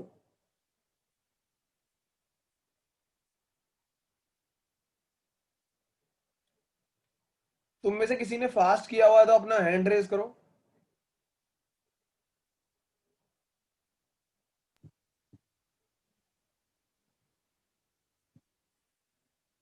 आफ्ताब ने हैंड रेज किया है, क्या बात है। सर मैंने तो टैप भी नहीं किया एंड्रेस पे। तो ये अपने आप कैसे आ रहा है मेरी स्क्रीन पे आफ्ताब? वो गलत दिखा रहा होगा, ग्लिच होगा, मैंने किया ही नहीं है। अच्छा, क्या है तुमने फास्ट किया है आफ्ताब भाई आज? नहीं तो आज आज कौन सा फास्ट होता है? मुझे भी नहीं पता, होता है आज। अरे भाई कैसे दोस्तों, कंट्री को सेक्युलर बना के चलो, बता तो दिया करो भाई को। चलो कोई नहीं। हाँ भाई हर्ष भाई, तुम्हें पता है क्या है आज? क्या है सर? अरे यार नवरात्रे शुरू हुए हैं आज से। सर उसका खुद धर्म भ्रष्ट है। हाँ वो तो पता है सर। आओ भाई देखो, एग्जाम में क्वेश्चन आएगा कि हे शुभम, हे मनीष, ऐसे तुम्हें प्यार से बुलाएंगे और बोलेंगे एक लाइन की इक्वेशन बताइए जो 2,1,3 से पास कर रही है और जो 2,1,3 से पास कर रही है और एक वेक्टर एक और पैरेलल है। ये पैरेलल लिखा भाई, पैरेलल है टू वेक्टर बी जो कि दे रखा है आई कैप माइनस जे कैप माइनस के कैप। दोनों फॉर्म में बतानी है, ठीक है भाई, दोनों फॉर्म में बतानी है। तो पहले वेक्टर फॉर्म में लिखना है। तो वेक्टर फॉर्म सिंपल होता है r equal to a plus lambda b. A होता है जिस पॉइंट से वो पास कर रही है, तो लिख देना 2i cap plus j cap plus 3k cap plus lambda. Lambda ऐसे का ऐसा रहेगा। बी लिख देना जो पैरेलल होता है, पैरेलल है ये आई कैप माइनस जे कैप माइनस के कैप। ये आ गई भाई वेक्टर फॉर्म। अब अगर मैं बात करूं कार्टेशियन फॉर्म की, तो भाई यहीं की यहीं कार्टेशियन फॉर्म की इक्वेशन देख लेते हैं। इधर लिखिए, वेक्टर फॉर्म को कहां तक सॉल्व करना है? बस यही सॉल्व करना है, ये खत्म हो गई। इतने पे आंसर होता है, फुल मार्क्स मिलते हैं इतने पे। आई कार्टेशियन फॉर्म, कार्टेशियन फॉर्म में अगर पूछेगा तो तुम्हें इक्वेशन याद रहनी चाहिए ये वाली। तुमने लिखना है x माइनस x1 अपॉन में a, ये होती है x y, ये एल एम एन नहीं होता, ये ABC लिखा रहता है बुक के अंदर। जो स्टैंडर्ड है वही लेके चलो। y माइनस y1 अपॉन में b, z minus z1 upon में c। तुमने देख लिया था x1 कहां से आया है, उस पॉइंट वाले वेक्टर से, तो उसकी जगह लिख दो 2, 1 और 3। ये जो नीचे वाले थे ये कहां से आए थे, पैरेलल वाले वेक्टर से, थोड़ी देर पहले दिखाया था, तो यहां से निकल के आए थे। तो आई कैप का कोफिशिएंट 1, जे कैप का -1, के कैप का -1। अब समझ के करना है, समझ के कर लो, याद हो गया तो याद करके कर लो। 2 क्वेश्चन आएंगे, एक इक्वेशन ऑफ लाइन बताने के लिए आएगा वेक्टर या कार्टेशियन फॉर्म में, एक ये आएगा कि कार्टेशियन फॉर्म दे रखी होगी वेक्टर फॉर्म पूछेगा, वेक्टर फॉर्म दे रखी होगी कार्टेशियन फॉर्म पूछेगा।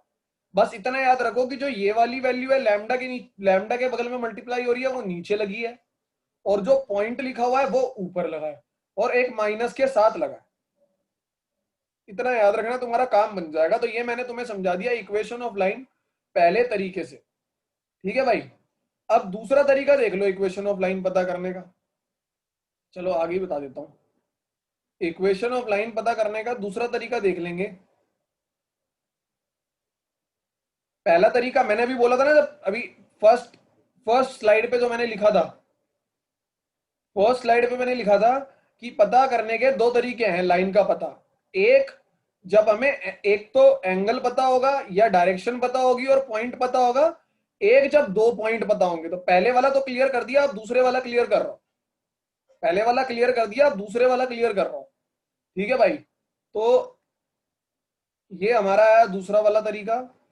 दूसरा ये है कि अगर आपको एक लाइन दे रखी है, सपोज यही लाइन दे रखी थी जो अभी हमारे बनाई थी आफ्ताब भाई ने, मेरे ख्याल से ऐसी लाइन थी या मैं भूल गया, शायद ऐसी थी।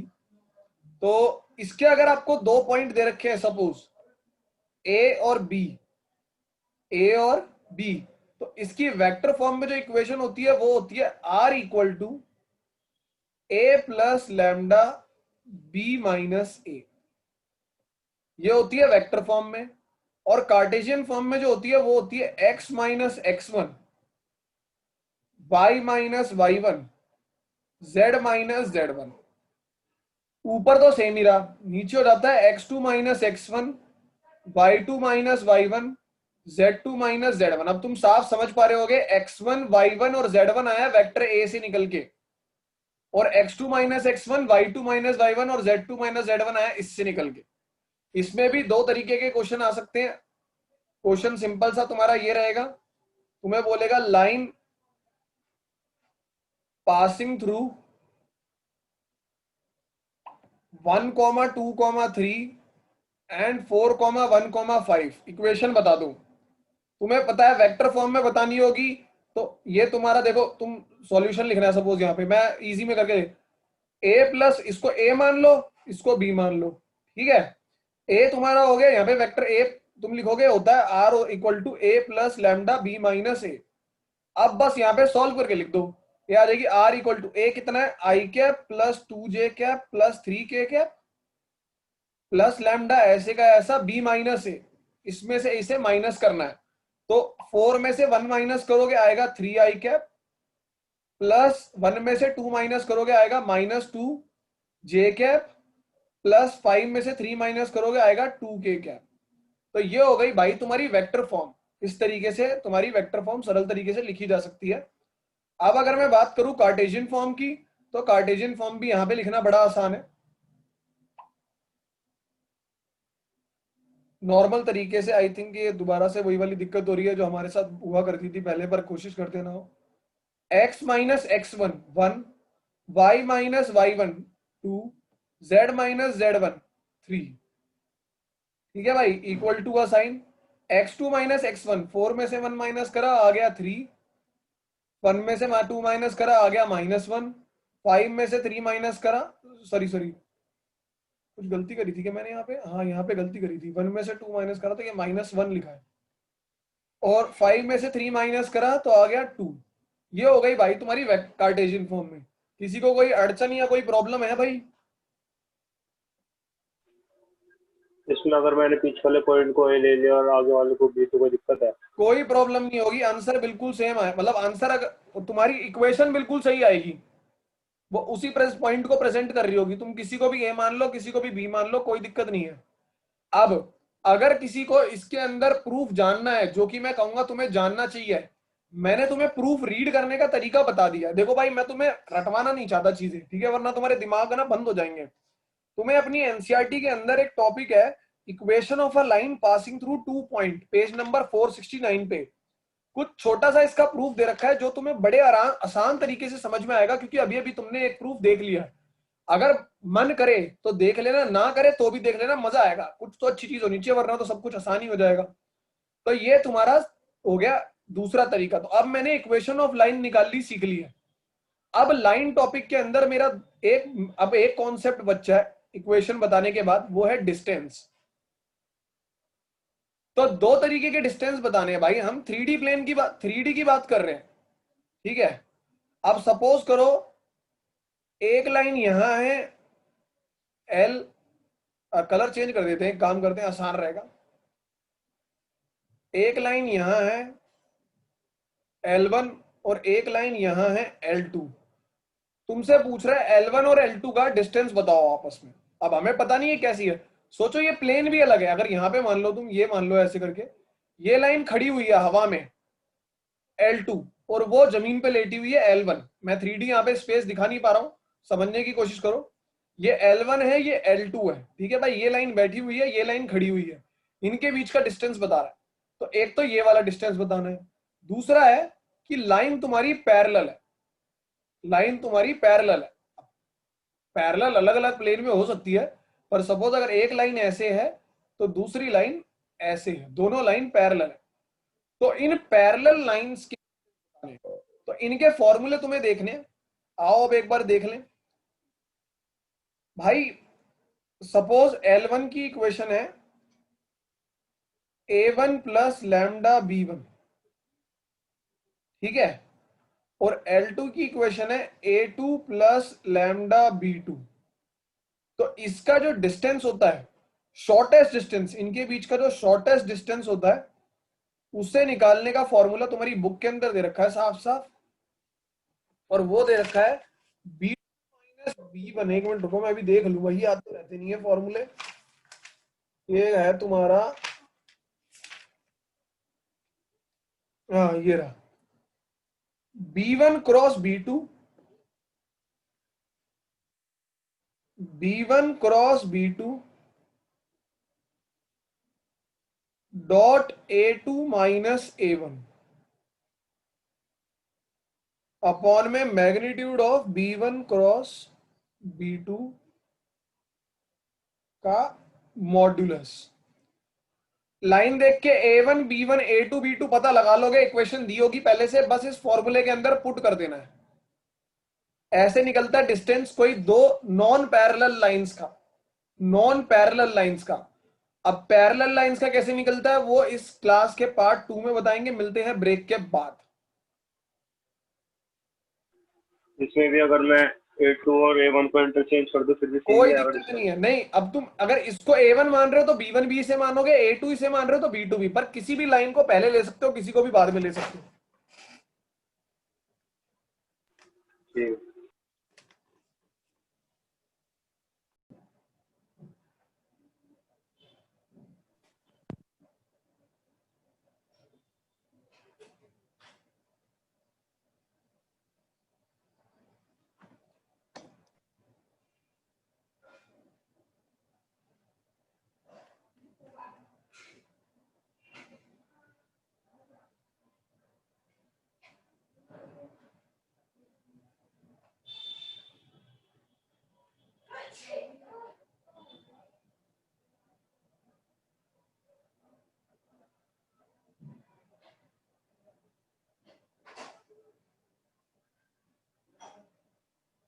क्या सभी लोग आ चुके हैं?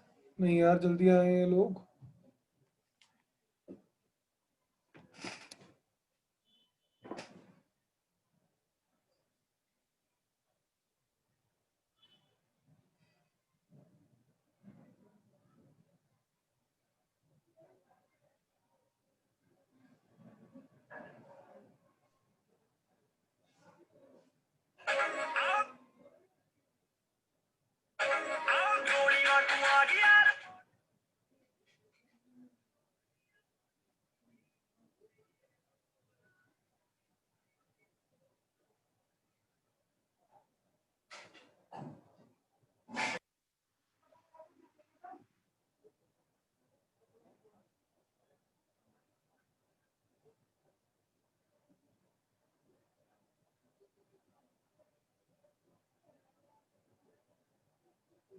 सभी लोग आ गए हैं? सभी लोग नहीं आए।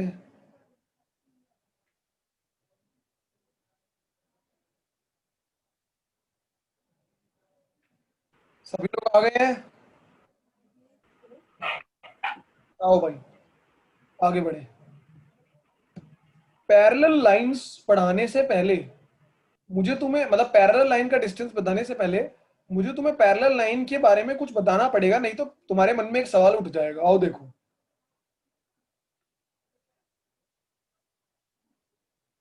सपोज करो दो लाइंस हैं, ये लाइन है और ये लाइन है, ये L1 है ये L2 है, L1 L2 के पैरेलल है।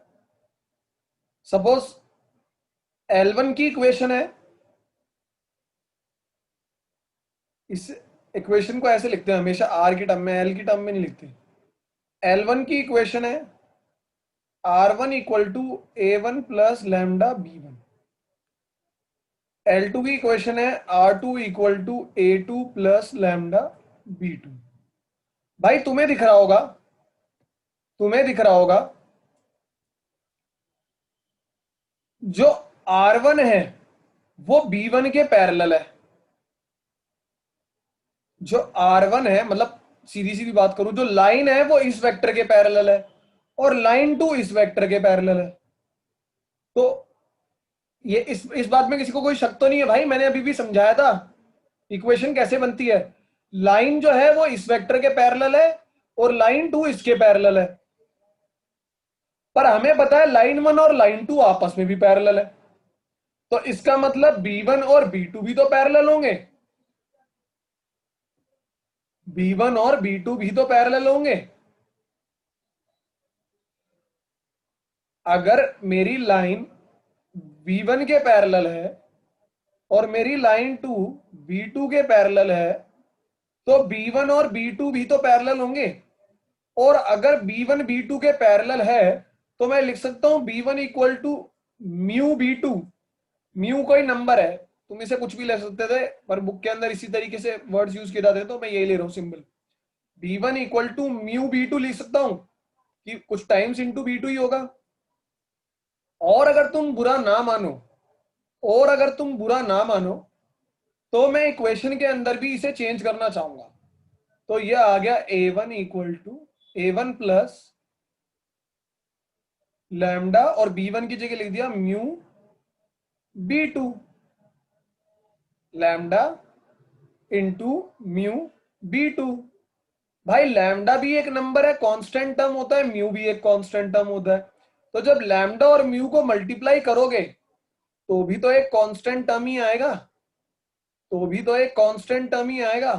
तो मैं इसे अगर इसको मान लो कुछ मान लेता हूं, क्या मानूं, ऐसा कुछ मान लेता हूं, ठीक है?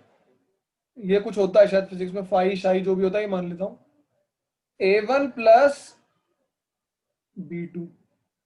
तो अब तुम ध्यान से देखो हमने क्या रिलेशन निकाला। हमारी जो पहली लाइन है उसकी इक्वेशन तो बनी ये, और दूसरी लाइन की इक्वेशन बनी ये। इसमें तुम्हें कोई ऐसी चीज है जो सेम दिख रही है आफ्ताब भाई?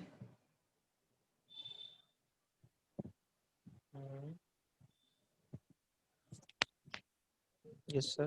क्या दिख रहा है same? Red circle.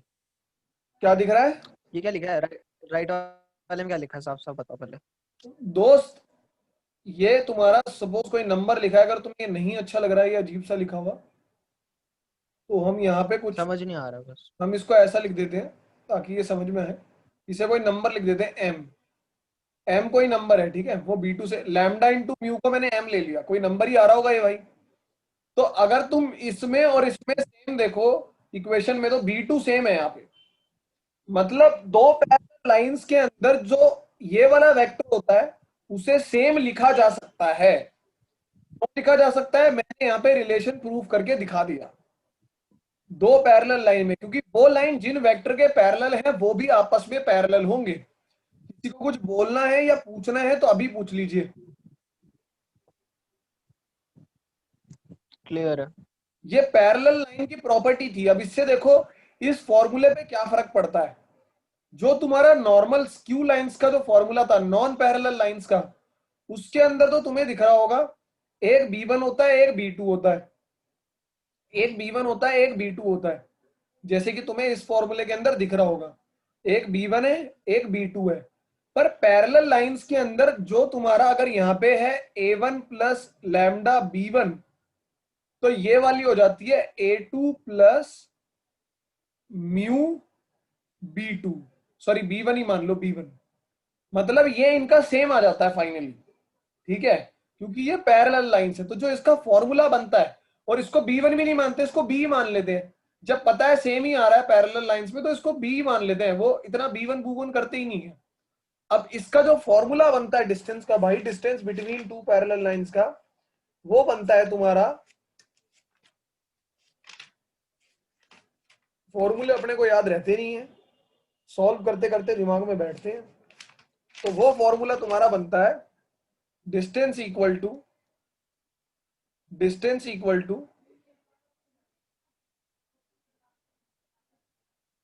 B cross a2 minus a1 upon में बी वेक्टर का मैग्नीट्यूड का होल मॉड्यूलस। ऐसे निकलता है भाई तुम्हारा शॉर्टेस्ट डिस्टेंस पैरेलल लाइंस पे, और ऐसे निकलता है स्क्यू लाइंस पे। ठीक है, लैम्डा कहाँ गया? कहाँ पे लैम्डा मतलब बी के आगे। मुझे तुम इधर कह रहे हो, यहाँ पे कहाँ गया? हमने एक ही बी लिया है क्योंकि वो मतलब वो लैम्डा दोनों सेम थोड़ी ना थे बी लाइन के, लैम्डा वो खाना सेम कुछ नहीं थे, पर उन्हें सेम लिखा जा सकता है, सिर्फ एक नंबर चेंज करके सेम लिखा जा सकता है। पर उनके आगे कुछ लिखा भी तो होना चाहिए, क्वांटिटी लैम्डा कुछ। हाँ तो लिखी हुई इतना लैम्डा, मैंने उसमें मल्टीप्लाई करके उसे म्यू बना दिया। अब पिछले मैंने वहां पे जो प्रूफ दिखाया है, फॉर्मूला में क्यों नहीं आया? इसमें यहाँ पे लैम्डा लिखा हुआ था, मैंने यहाँ पे अभी भी लैम्डा लिखा हुआ था तुम्हारा, मैंने इसे प्रूफ करा और लैम्डा की जगह से m बना दिया, इसका b1 बदल गया, b2 बन गया। तो ऐसे ही किसी भी पैरेलल लाइन के अंदर सिर्फ एक नंबर चेंज करने से बगल वाला पैरेलल वेक्टर चेंज हो जाता है। प्रूफ तुम्हारी आंखों के आगे है। कैसे? अरे मतलब b1 equals to lambda b2 है ना? हाँ, b1 equals to lambda b2 है। तो हमने वहां पे b लिख दिया है, तो लैम्डा भी तो मतलब कुछ है, वो भी तो आना चाहिए। ऐसे करंट डिस्टेंस कैसा आएगा? वो हुआ ये तो कि लैम्डा एक क्वांटिटी है, वो हमने लिखी नहीं। वो एक नंबर था, वो नंबर जब मल्टीप्लाई हुआ यहाँ पे लिखे हुए नंबर से, तो वो म्यू बन गया। सपोज करो यहाँ पे चलो तुम जो कह रहे हो उसका जवाब सुनो। सपोज करो यहाँ लिखा, अबे यार ये इसने वो वाली हरकतें शुरू कर दी। अरे भाई प्लीज ऐसे मत कर यार, प्लीज। सपोज यहां लिखा हुआ था MB2, मैंने B2 की जगह डाला लैम्डा B1। अब M इंटू लैम्डा को मैंने म्यू लिख दिया, कोई प्रॉब्लम है? ठीक है, फिर यहां पे भी B1 लिखा था, यहां पे भी B1 लिखा था। मैंने सोचा क्यों B1 मान रहा हूं, मैं B मान लेता हूं। B1 को B मानने में कोई पाप थोड़ना है ना ना, समझ नहीं आया। B1 को B मानने में कोई पाप थोड़ना है। अब जैसे उधर दूसरे पहले वाले चलो फॉर्मूले ठीक में है, b1 क्रॉस b2 हो रहा था। रुको, मैं तुम्हारा काम आसान कर देता हूं। क्यों बेमतलब में ज्यादा चीजें सीखनी, जब ऑलरेडी क्लियर है कॉन्सेप्ट तो। लो मैं ये B1 लिख देता हूं, यहाँ मैं B नहीं लिख रहा, मैं B1 लिख रहा हूं। अब खुश हो? मैं पूछ रहा हूँ इसका म्यू कौन गया? इसका म्यू की तो म्यू फॉर्मूले में आता ही नहीं है, म्यू तो वही है जहां लिखा हुआ है। तो मैं ये तो पूछ रहा हूँ म्यू फॉर्मूले में क्यों नहीं आया? म्यू एक क्वांटिटी थी और वही फॉर्मूले में नहीं आया, तो डिस्टेंस कैसे सही आ रहा है? म्यू तो तुम्हें उसके लिए डिस्टेंस का फॉर्मूला आया क्या है, कैसे है, उसका प्रूफ देखना होगा। वो प्रूफ तुम्हें दिखेगा पेज नंबर 474 के ऊपर, और म्यू वाला दिखेगा तुम्हें पेज नंबर 475 के ऊपर। एक प्रूफ मैंने तुम्हें वेक्टर की दे दूं, आपने इस क्लास में बता देना बस कि म्यू क्यों नहीं आया फॉर्मूले में। वो तुम्हें पूरा प्रूफ समझ के ही आएगा। अगर तुम्हें प्रूफ जानना है तो जिसको जानना है बुक में चेक करो, कोई पर्टिकुलर पॉइंट वैसे तो समझ में आएगा। इसीलिए मैंने तुम्हें एक प्रूफ प्रॉपर्ली समझाया है कि वेक्टर से रिलेटेड जो प्रूफ होते हैं। ये भी तो प्रूफ ही बता रहे हो आप। क्या चीज? ये भी तो प्रूफ ही चल रहा है। नहीं, ये प्रूफ नहीं है, मैंने डायरेक्ट फॉर्मूला लिख दिया। देखो ये डायरेक्ट फॉर्मूला है, प्रूफ तो बहुत अच्छा है इसका। प्रूफ देखो तुम उसका, अगर तुम्हें देखना है तो, पर तुम्हें समझ में आएगा। अपना दिमाग चलाओ थोड़ा। तो वैसे आपका मतलब आपने आपको थोड़ा सा अलग नहीं लग रहा? मतलब म्यू क्यों नहीं आया? आप नहीं, ये सोच रहे थे? मुझे बिल्कुल नहीं लग रहा, क्योंकि मुझे प्रूफ आता है, पर तुम प्रूफ देखोगे तो तुम्हें ये समझ में आएगा और उससे तुम्हारी दिमाग की कुछ नसें ही खुलेंगी, फायदा ही होगा।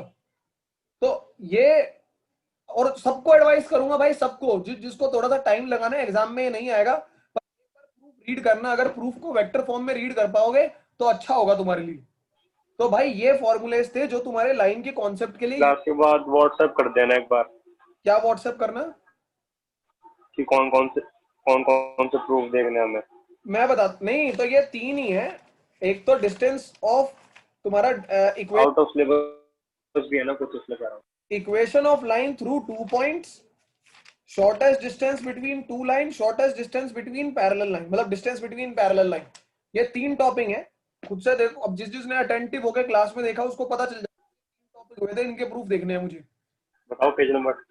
इसके साथ हमारे कॉन्सेप्ट रैप होंगे और हमारे क्वेश्चन शुरू होंगे। एक छोटा सा रीकैप करा देता हूं फॉर्मूलेस का। मेरी 2 तरह की इक्वेशन बनी थी। एक पहले, सबसे पहली इक्वेशन थी जब मुझे लाइन की पॉइंट दिया रहेगा और पैरेलल दिया रहेगा, तो ये बनती है इक्वेशन वेक्टर फॉर्म में, ये बनती है कार्टेशियन फॉर्म में। इनका मैं धड़ाधड़ यूज करूंगा क्वेश्चन सॉल्व करने के लिए, वो बहुत आसान काम होता है, तो पहले ही देखते जाएंगे। 2 पॉइंट वाली जब बात आई थी तो ये वाली बनती है तुम्हारी, ये जो यहां लिखी हुई ये बनती है तुम्हारी वेक्टर फॉर्म में, ये वाली बनती है तुम्हारी कार्टेशियन फॉर्म में। ठीक है भाई। फिर हमने बात करी थी डिस्टेंस की, तो जब 2 नॉन पैरेलल लाइंस होती हैं उनके डिस्टेंस को निकालने का फॉर्मूला होता है ये, और जो 2 पैरेलल लाइंस होती हैं उनके डिस्टेंस को निकालने का फॉर्मूला होता है ये। तो ये थी भाई हमारी कहानी, सरल कहानी, आसान कहानी, और इसके बेसिस पे अब शुरू होंगे हमारे क्वेश्चंस।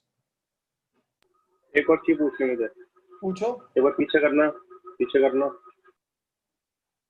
हाँ, जो शॉर्टर डिस्टेंस निकालना होगा तो हमें 2 वेक्टर दे रखे होंगे ना। हमें 2 लाइन दे रखी होंगी। हाँ तो लाइन में मतलब वेक्टर फॉर्म में ना। हाँ, वेक्टर फॉर्म में दे रखी होगी, और नहीं दे रखी होगी तो मैं उसे वेक्टर फॉर्म में बना दूंगा। तो D1 कौन सा वाला ले? क्या कह रहे हो? D1 कौन सा लेंगे हम? कौन से लेंगे? गिवन होंगे 2 वेक्टर, 2 लाइन तुम्हें गिवन होंगी। एक ये वाली लाइन तुम्हें गिवन होगी और एक ये वाली गिवन होगी। अब कहेगा डिस्टेंस निकाल दो। हाँ तो B1 मतलब कौन सा ले ऊपर, दोनों में से कोई सा भी ले B। किसी को भी B1, किसी को भी A1 B1 मान लो, किसी को भी A2 B2 मान लो, कोई फर्क नहीं पड़ता।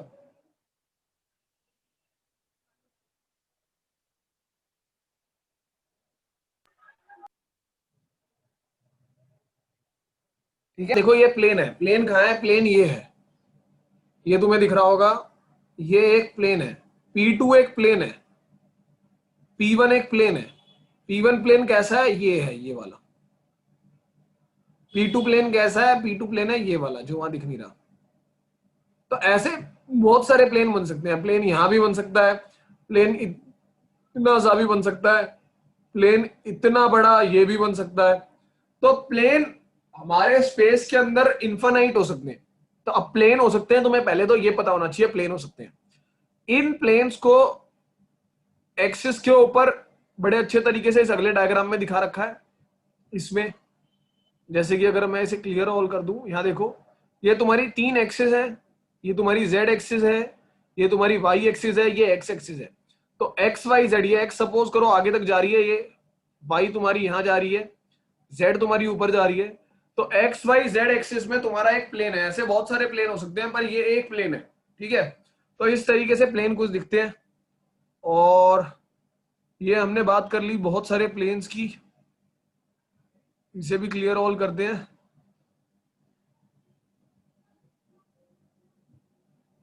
और ये है वो वाला प्लेन जिसमें आफ्ताब स्कूल जाता है गली में पार्क करके।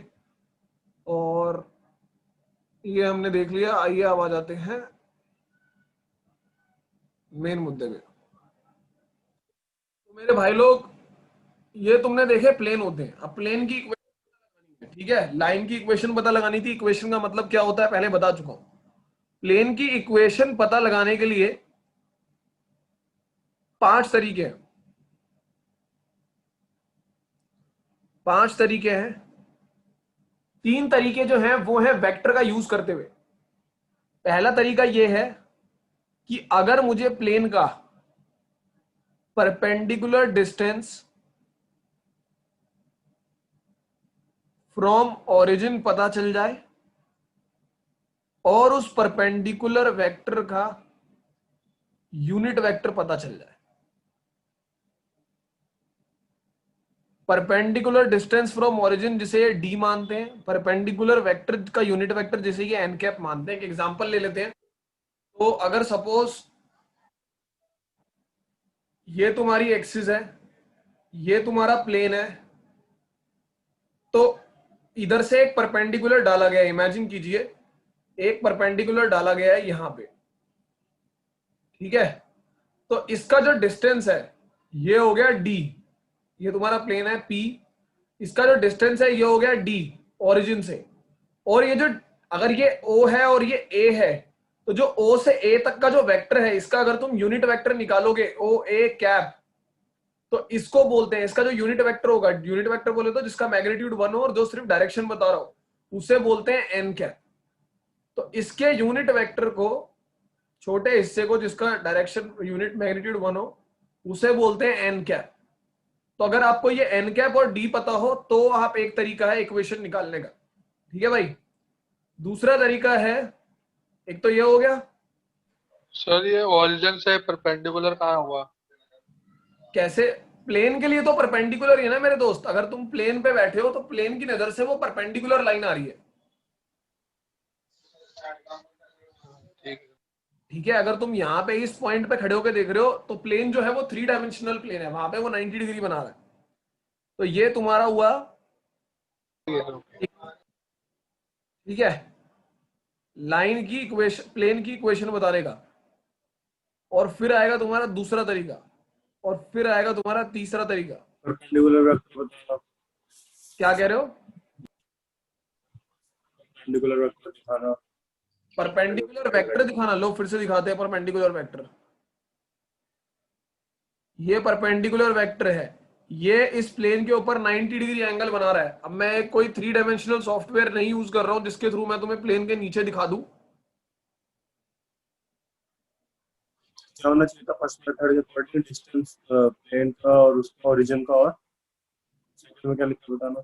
मैंने ओरिजिन का प्लेन पे परपेंडिकुलर डिस्टेंस निकाला है परपेंडिकुलर वेक्टर डाल के। और उसके नीचे ब्रैकेट में क्या चाहिए हमें? दोनों चाहिए। सर ये perpendicular vector on perpendicular plane है वेक्टर क्या? का यूनिट वेक्टर ये लिखा है।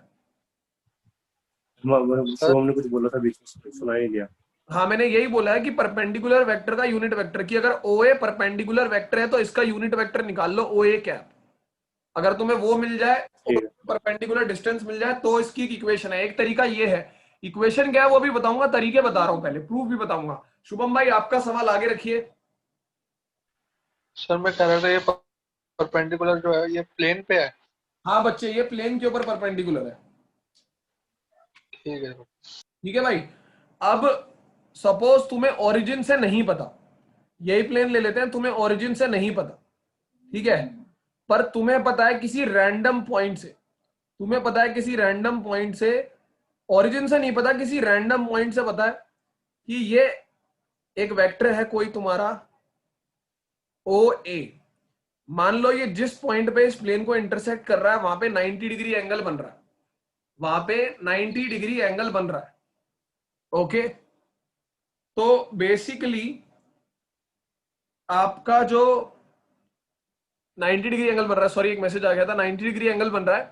तो ये जो आपका, अगर आपको परपेंडिकुलर वेक्टर पता चल जाए, आपको कोई रैंडम परपेंडिकुलर वेक्टर पता चल जाए, यहां पे जो परपेंडिकुलर वेक्टर है ये आपका ओरिजिन से है, ये आपका ओरिजिन से है, और यहां पे जो परपेंडिकुलर वेक्टर है ये कोई रैंडम परपेंडिकुलर वेक्टर है।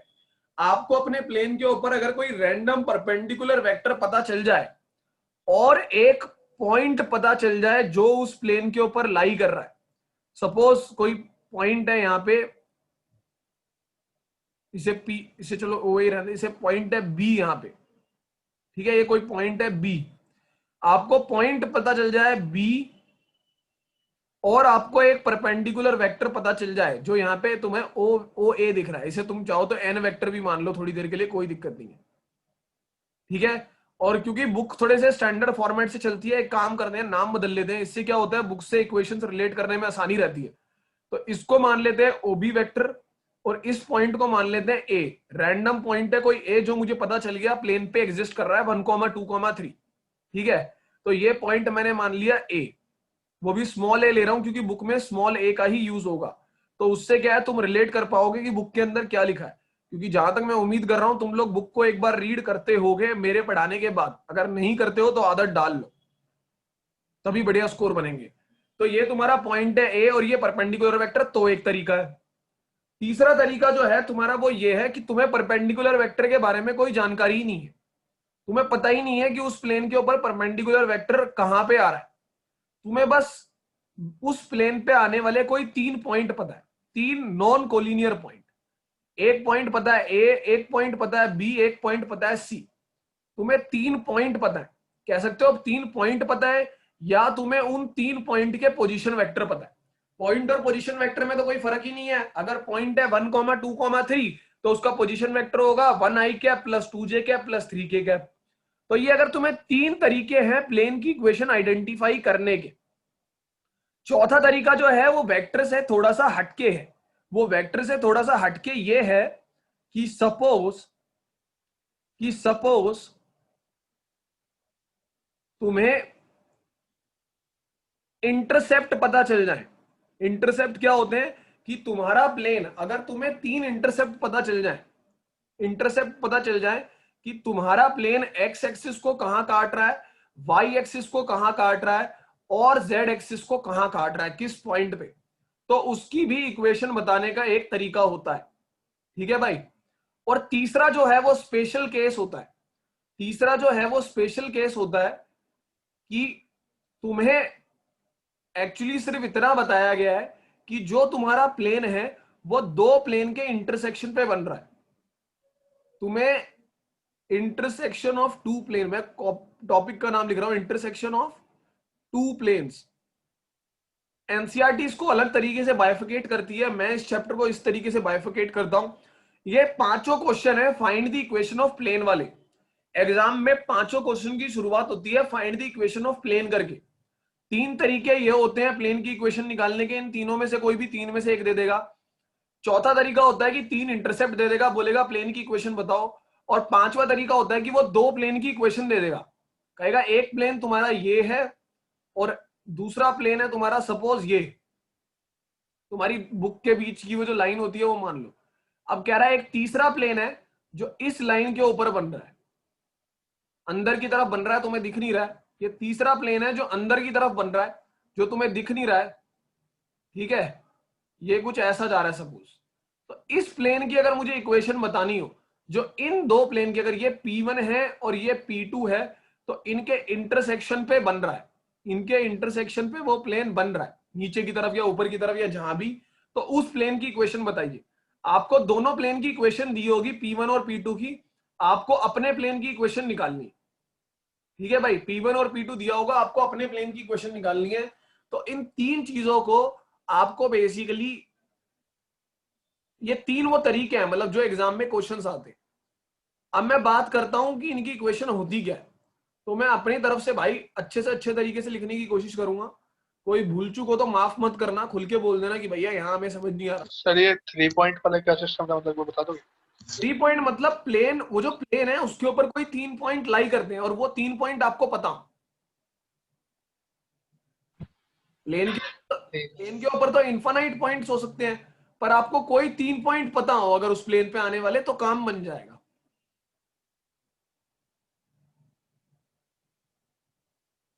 ठीक है भाई। 2 फॉर्म होती हैं, तुम लोगों ने देखा होगा लाइन में भी, वेक्टर फॉर्म और कार्टेशियन फॉर्म। तो भाई तुम लोगों को बड़े अच्छे से बताया मैंने लास्ट क्लास में भी, ये ऊपर को चल नहीं रहा शायद, कि भाई हर इक्वेशन में एक्स वाई जेड का एक महत्व होता है। महत्व ये होता है कि एक्स वाई जेड बेसिकली वो फिल इन द ब्लैंक्स का काम करते हैं, जिसपे हम उस लाइन या प्लेन की अगर बात कर रहे हैं तो एक्स वाई जेड हमेशा रहेंगे। एक्स वाई जेड वो होते हैं जो हमारी कर्व या फिगर पे आने वाले सभी पॉइंट्स की लिए एक फिल इन द ब्लैंक्स बनाते हैं। जब हम उन पॉइंट्स को उसमें पुट करेंगे तो हमारा वो जो प्ले इक्वेशन है वो सेटिस्फाई होगा। उम्मीद करता हूं आप लोगों को क्लियर है, अगर नहीं क्लियर है तो आपको धीरे धीरे क्लियर हो जाएगा। तो वेक्टर फॉर्म मेरे भाइयों जो इसकी होती है पहले केस की, वो होती है r dot n cap equals to d. यहां पे d है परपेंडिकुलर डिस्टेंस और n कैप है उस परपेंडिकुलर वेक्टर का यूनिट वेक्टर। n कैप और d आपको दिया होगा, आपको इस इक्वेशन में उठा के पुट कर देना है। ये इक्वेशन कहां से आई, just for the sake of providing you information, proof बताऊंगा ताकि आप लोगों को मजा आए पढ़ने में आगे भी। अगर आपको पॉइंट दिया है, देखो भाई पॉइंट दिया हो या पोजीशन वेक्टर दिया हो एक ही बात है, अभी थोड़ी देर पहले बोली। पॉइंट दिया है 1, 2, 3 या पोजीशन वेक्टर दिया है i cap plus 2j cap plus 3k cap, बात एक ही है। तो अगर आपको पॉइंट या पोजीशन वेक्टर दिया हो उस प्लेन पे आने वाले किसी पॉइंट का, और एक परपेंडिकुलर वेक्टर दिया हो कोई भी रैंडम, तो इसको निकालने का तरीका है r minus vector a dot n vector equal to 0। यहाँ पे a है उस पॉइंट जो लाई कर रहा है उसका पोजीशन वेक्टर, n कैप है उस वेक्टर पे आने वाला परपेंडिकुलर वेक्टर। अगर आपको दे रखे हो 3 पॉइंट्स, अगर आपको दे रखे हो 3 पॉइंट्स, तो भाई ये जो 3 पॉइंट्स हैं इनको बताने के लिए जो आपकी इक्वेशन है, ये मोस्टली लोग यूज कार्टेशियन फॉर्म में करते हैं, पर कार्टेशियन फॉर्म भी मैं अभी आप लोगों को बताऊंगा। टिल देन वेक्टर फॉर्म देखिए, वेक्टर फॉर्म होती है r minus a dot b minus a cross c minus a equal to 0। भाई आपको ए बी सी दे रखा है, 3 पॉइंट दे रखे हैं, b को a में से माइनस कीजिए, c को a में से माइनस कीजिए, कहो तो दिखा देता हूं एक बार। b को a में से माइनस कीजिए, c को a में से माइनस कीजिए, 2 वेक्टर आएंगे उनका क्रॉस कीजिए, r को a में से माइनस कीजिए और जो आया उसके साथ डॉट कर दीजिए।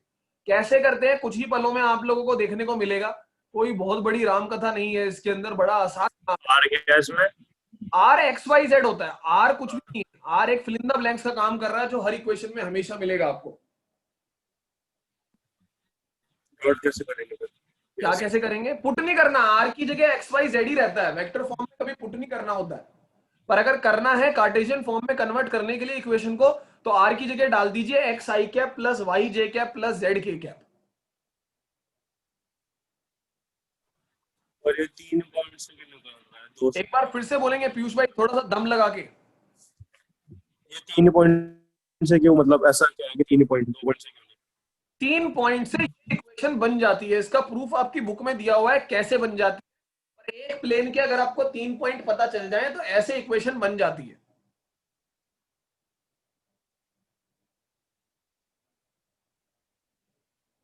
तो अगर हम कार्टेशियन फॉर्म में कन्वर्ट करने के लिए, जैसा कि मैंने आपको थोड़ी देर पहले बोला, यहाँ पे क्या काम करते हैं, थोड़ा सा इसको छोटा करके लिख देते हैं ताकि मैं कुछ काम की चीज यहाँ पे लिख पाऊं।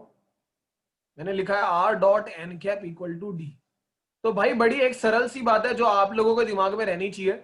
कार्टेशियन में फॉर्म में कन्वर्ट करने के लिए कुछ नहीं, बस वैल्यूज को पुट किया जाता है। तो मेरा वेक्टर r है x i cap plus Y j cap plus z k cap. कुछ इसी तरीके से मैं वैल्यूज क्यों पुट कर रहा हूं, देखेंगे क्या कन्वर्ट होके बनता जाएगा। r की जगह अगर आप डालेंगे x i cap y j cap plus z k cap, और एन कैप की जगह आपका डलेगा l i cap plus m j cap plus n k cap, क्योंकि एन जो है वो unit vector equal to d. तो आई के साथ आई मल्टीप्लाई होगा, आ जाएगा एल एक्स, जे कैप के साथ जे कैप मल्टीप्लाई होगा, आ जाएगा एम वाई, के कैप के साथ के कैप मल्टीप्लाई होगा, आ जाएगा n z equal to d. तो इस तरीके से आपकी इसकी कार्टेशियन फॉर्म आ जाएगी। कुछ इसी तरीके से अगर आप बाकी वेक्टर्स में भी चीजों को पुट करेंगे, यहाँ पे अगर सपोज कीजिए आप r की जगह डालेंगे एक्स वाई जेड और a की जगह डालेंगे x1 y1 z1, a की जगह डाल रहे हैं x1 y1 z1, vector n की जगह डाल रहे हैं a i cap b j cap c k cap. जब वैल्यूज को पुट करेंगे तो यहाँ पे जो इक्वेशन निकल के आएगी वो आएगी a x minus x1 plus b y minus y1 plus c z minus z1 equal to 0। आप लोग बड़े अच्छे से जानते हैं कि जो क्रॉस प्रोडक्ट है वो हमेशा डिटर्मिनेंट बना के सॉल्व होता है। तो जो ये तीसरा पार्ट है, जब आप इसको सॉल्व करते हैं, सिंप्लीफाई करते हैं, तो ये कुछ ऐसा बन जाता है, एक डिटर्मिनेंट बन जाता है जिसमें ऊपर आता है x minus x1, y minus y1, और थोड़ा सा जगह ज्यादा चाहिए होगी इधर, अगर क्लास वो होती है एग्जिट होती है दोबारा आइए, z minus z1 equal to 0। यहां पे हम वैल्यू रखेंगे, आएगा x2 minus x1, y2 minus y1, z2 minus z1, इधर आएगा x3 minus x1, y3 minus y1, z3 minus z1। अगर आप सोच रहे हैं ये सब क्या है, तो आपका a पॉइंट है x1 y1 z1, b point है x2 y2 z2, c point है x3 y3। और एग्जाम पॉइंट ऑफ व्यू से पहले फॉर्मूला टेबल बता रहा हूं ताकि क्वेश्चन सॉल्व करने में कंफर्टेबल रहो। भाई अगर तुम्हें ये पता है 3 इंटरसेप्ट का क्या मतलब है, पहले वो देख लो, कहीं पता चले कि तुम्हें लगे बिल्कुल ही रट रहे हो, तुम्हें यही नहीं पता इंटरसेप्ट का मतलब क्या है। हालांकि तुम अभी जिस तरीके से फॉर्मूले देख रहे हो, एक तरीके से कह सकते हो रट ही रहे हो, कोई प्रॉब्लम वाली बात नहीं है। सपोज करो ये तुम्हारी x axis, y axis, z axis, ये है, ये जेड ले ली मैंने, ये तुम्हारी वाई एक्सिस ले ली, ये मैंने एक्स एक्सिस ले ली। अब एक प्लेन है सपोज ऐसा है,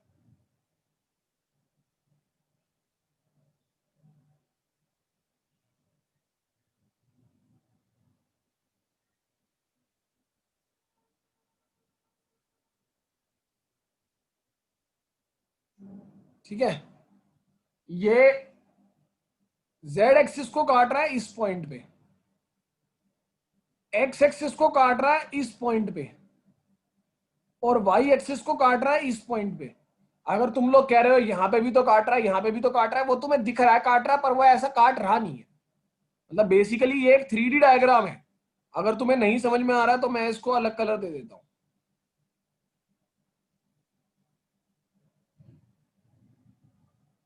बेसिकली वो उनके पीछे बना हुआ है।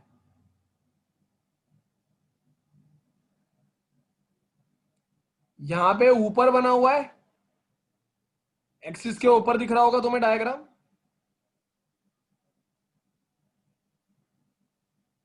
और यहां पे जेड एक्सिस में बना हुआ है ये।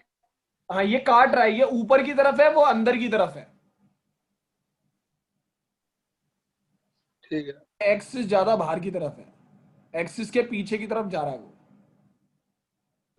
वैसे कोई प्लेन एक ही एक्सिस को 2-3 बार, मतलब 2 बार काट सकता है ना? कोई दिक्कत वाली बात नहीं है, आराम से काट सकता है, कोई दिक्कत वाली बात नहीं है। पर मैं एक ऐसा प्लेन एज्यूम कर रहा हूं जो हमारे x axis, y axis, z axis को किसी एक एक पॉइंट पे काट रहा है, और वो 3 पॉइंट मुझे पता है। सपोज ये वाला पॉइंट है 0,B,0, ये वाला पॉइंट है 0,0,C, और ये वाला पॉइंट है A,0,0। एग्जाम में आपको या क्वेश्चन में आपको ये 3 पॉइंट दिए रहेंगे, बोलेगा दीज आर दी इंटरसेप्ट्स, नहीं भी बोलेगा तो बोलेगा प्लेन जो है आप they cut that these x y z axis at these 3 point, कहेगा इक्वेशन बता दीजिए। तो भाई इक्वेशन बताने के लिए आपको वो 3 इंटरसेप्ट देगा, आप बड़े सरल तरीके से इंटरसेप्ट लिख देंगे, और वो लिखेंगे x by a plus y by b plus z by c equals to 1। कुछ इसी तरीके का आपको अगर याद है तो आपने स्ट्रेट लाइन में भी पढ़ा सर था। इंटरसेप्ट का मतलब बताना, मतलब कैसे आप इंटरसेप्ट बताएंगे? वो पॉइंट होता है जिसपे आपका कर्व एक्सिस को काट रहा है। कोई भी, मतलब कोई भी एक्सिस हो सकती है। एक्सिस तो एक्स वाई जी 3 ही एक्सिस होती है ना, मतलब जो स्टैंडर्ड हम कार्टेशियन प्लेन में रखते हैं। नहीं मतलब तीनों का काट सकता है। हाँ, मतलब तुम ये कह सकते हो अगर तुम अपनी मनमर्जी की कोई एक्सिस बना रहे हो रैंडम अपने दिमाग से, तो तुम्हारा कर्व जिस पॉइंट पे उसे काट रहा है तुम उसे उस पॉइंट का इंटरसेप्ट बोल सकते हो। अब ठीक है, ओके। बात करो इंटरसेक्शन ऑफ 2 प्लेन। सपोज करो सर ये पॉइंट, ये एबीसी लिए थे हमने पॉइंट, हमने एबीसी लिए थे पॉइंट, और ये एक्स वाई जेड अपने आप से ले रहे हैं इक्वेशन बनाने के लिए। x1 y1 z, हाँ एक्स वाई जेड ले रहे हैं हम। एक्स वाई जेड तो फिल इन द ब्लैंक्स है, सभी पॉइंट के लिए जगह तो बनाएंगे। इक्वेशन का मतलब ही वो होता है जो पता दे। तो एक्स वाई जेड उस फिल इन द ब्लैंक को रिप्रेजेंट कर रहा है जो सभी पॉइंट्स हमारे सर ये कहते हैं। सर फिर से समझ नहीं आई बात, बोल। एक्स वाई जेड जो है वो basically fill in the blanks बना रहा है। इक्वेशन का मतलब है आप टेस्ट कर सकते हो उस पे पॉइंट रख के कि आपका पॉइंट प्लेन पे है या नहीं है। तो एक्स वाई जेड तो हर एक्सिस में होता है, हर इक्वेशन में होता है। हाँ ठीक है। हाँ तुम क्या बोल रहे हो शुभम?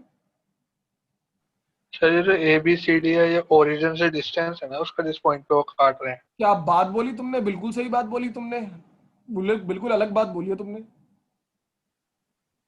ठीक है ना। भाई। इंटरसेक्शन ऑफ टू प्लेन में मैं तुम्हें डिटेल में भी इक्वेशन नहीं बताऊंगा, पर मैं तुम्हें एक जुगाड़ समझाऊंगा। वो ये होता है कि आप पहले इक्वेशन की, पहले प्लेन की इक्वेशन लिखिए प्लस लैम्डा, आप दूसरे प्लेन की इक्वेशन लिखिए equal to zero, equal to zero. तो भाई ऐसे हम इंटरसेक्शन ऑफ टू प्लेन, उस प्लेन की इक्वेशन निकाल पाते हैं जो दो प्लेन के इंटरसेक्शन पे बन रहा है, जो दो प्लेन के इंटरसेक्शन पे बन रहा है, ऐसे हम उस प्लेन की इक्वेशन निकाल पाते हैं। तो भाई मैं इसको दूंगा पॉइंट नंबर 1, इसको दूंगा पॉइंट नंबर 2, इसको दूंगा पॉइंट नंबर 3, इसको दूंगा पॉइंट नंबर 4, इसको दूंगा पॉइंट नंबर 5। कार्टेशियन प्लेन में एट द एंड प्लेन की इक्वेशन कुछ ऐसी ही दिखती है सब कुछ सॉल्व करने के बाद, जहां ए बी सी डी जो है वो आर्बिटरी कांस्टेंट्स होते हैं और एक्स वाई जी जो है वो वेरिएबल होते हैं। अभी मजे की बात क्या है, आपको इस प्लेन की डायरेक्शन रेशियो और डायरेक्शन कोसाइन पता करने हैं। तो देखिए कैसे पता करेंगे।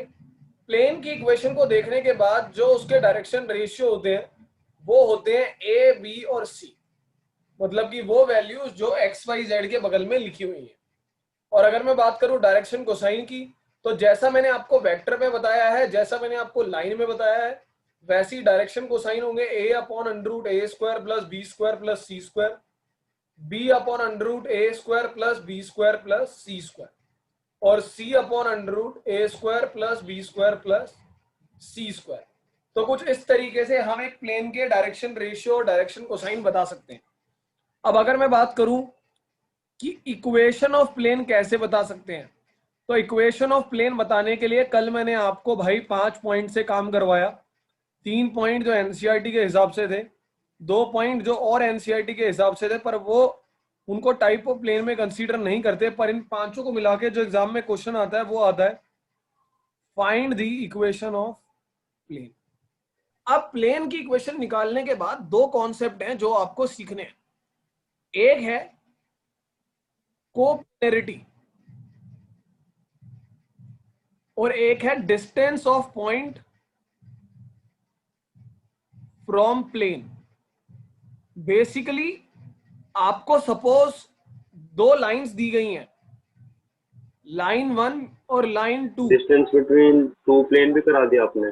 डिस्टेंस बिटवीन टू प्लेन नहीं है, सिर्फ distance of point from plane है। डिस्टेंस बिटवीन टू प्लेन जैसा, मतलब प्लेन में डिस्टेंस के बारे में अभी पढ़ रहे हैं ना हम सिर्फ distance of a point from plane निकालते हैं। Distance of plane and plane आपके सिलेबस में है ही नहीं, आपकी बुक में ही नहीं है, सिलेबस तो छोड़ो।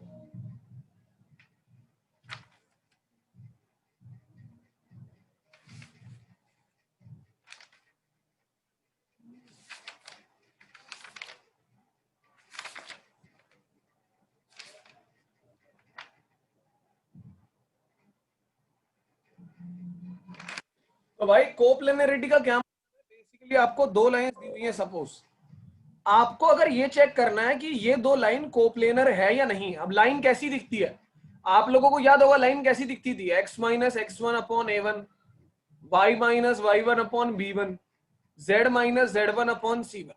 मान लो एक इक्वेशन ये दे रखी है, दूसरी इक्वेशन दे रखी है x minus x2 upon a2, y minus y2 upon b2 और z minus z1 upon z2 upon c2। मान लो ये दो इक्वेशन दे रखी है, कह रहा है चेक करके बताओ ये दो लाइन कोप्लेनर है या नहीं है। कोप्लेनर मतलब ये दोनों लाइन एक ही प्लेन पे एग्जिस्ट करती हैं या नहीं करती हैं, ये चेक करना है। तो एक कॉन्सेप्ट तो ये है मेरे भाइयों। दूसरा कॉन्सेप्ट ये है कि सपोज करो कोई प्लेन है ये, अब इसका किसी एक पॉइंट, यहाँ पे ये पॉइंट दे रखा है x1 y1 z1, ठीक है,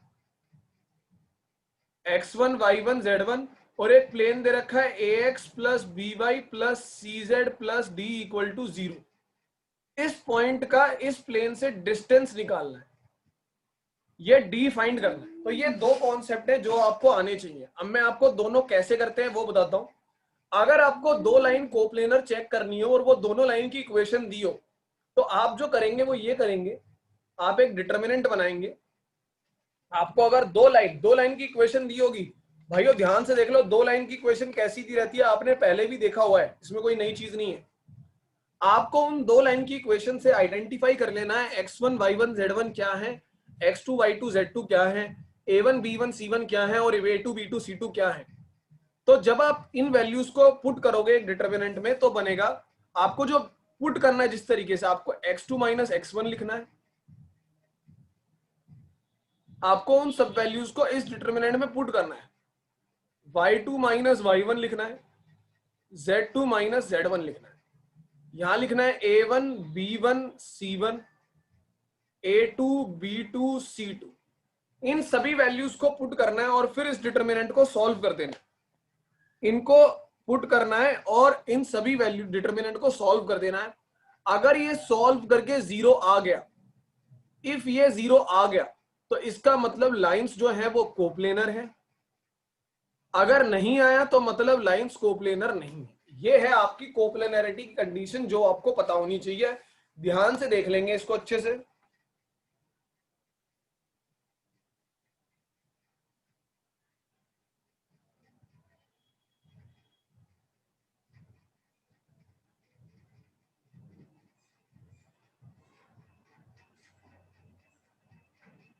अगला कौन सा? जीरो आने से ही क्यों पता चलेगा कि कोप्लेनर है, पता आपको? क्या कह रहे हो? जीरो आने से ही क्यों पता चल रहा है? तुम प्रूफ की बात कर रहे हो, बुक के अंदर प्रूफ दे रखा है, तुम्हें प्रूफ स्टडी करना पड़ेगा उसके लिए, अगर तुम्हें यह जानना है कि जीरो आने से क्यों पता चलेगा। अभी मैं सिर्फ एग्जाम पॉइंट ऑफ व्यू से ये बता रहा हूं आपको कैसे एग्जाम में जो क्वेश्चन आएगा वो सॉल्व करना है। अभी first priority exam point of view वालों को मिलेगी ताकि इसके ज्यादा क्वेश्चन सॉल्व हो सके और मीनवाइल जो स्पीड में कर लेंगे वो प्रूफ देख सके। तो ऐसे हमें चेक कर सकते हैं लाइंस कोप्लेनर है। अब अगर मैं बात करूं distance of a point from plane का, अगर एक पॉइंट है x1 y1 z1 और एक प्लेन है ax by cz plus d equal to 0, आपको पॉइंट दिया रहेगा और प्लेन की इक्वेशन देख के आप a b और c और d की वैल्यू तो पता लगा सकते हो। इस d को कैपिटल D लिख देते हैं ताकि डिस्टेंस का d अलग दिखे, ये d और ये वाला d अलग है। तो अब डिस्टेंस इस कैपिटल D को जो निकालने का फॉर्मूला होता है वो होता है ax1 by1 cz1 plus d upon में under root a square plus b square plus c square. अब आपको क्वेश्चन में ये दिया होगा जो ब्लैक में बनाया, आपको x1 y1 z1 दिया होगा, तीनों वैल्यू यहां पुट कर दोगे, a b c d दिया होगा, वो वैल्यू यहां पुट कर दोगे, तो आपको बेसिकली आंसर निकल जाएगा। अब जैसे वो लिखा था आपने लाइन से रिलेटेड जुगाड़, अब ये भी अपनी नोटबुक पे लिख लो।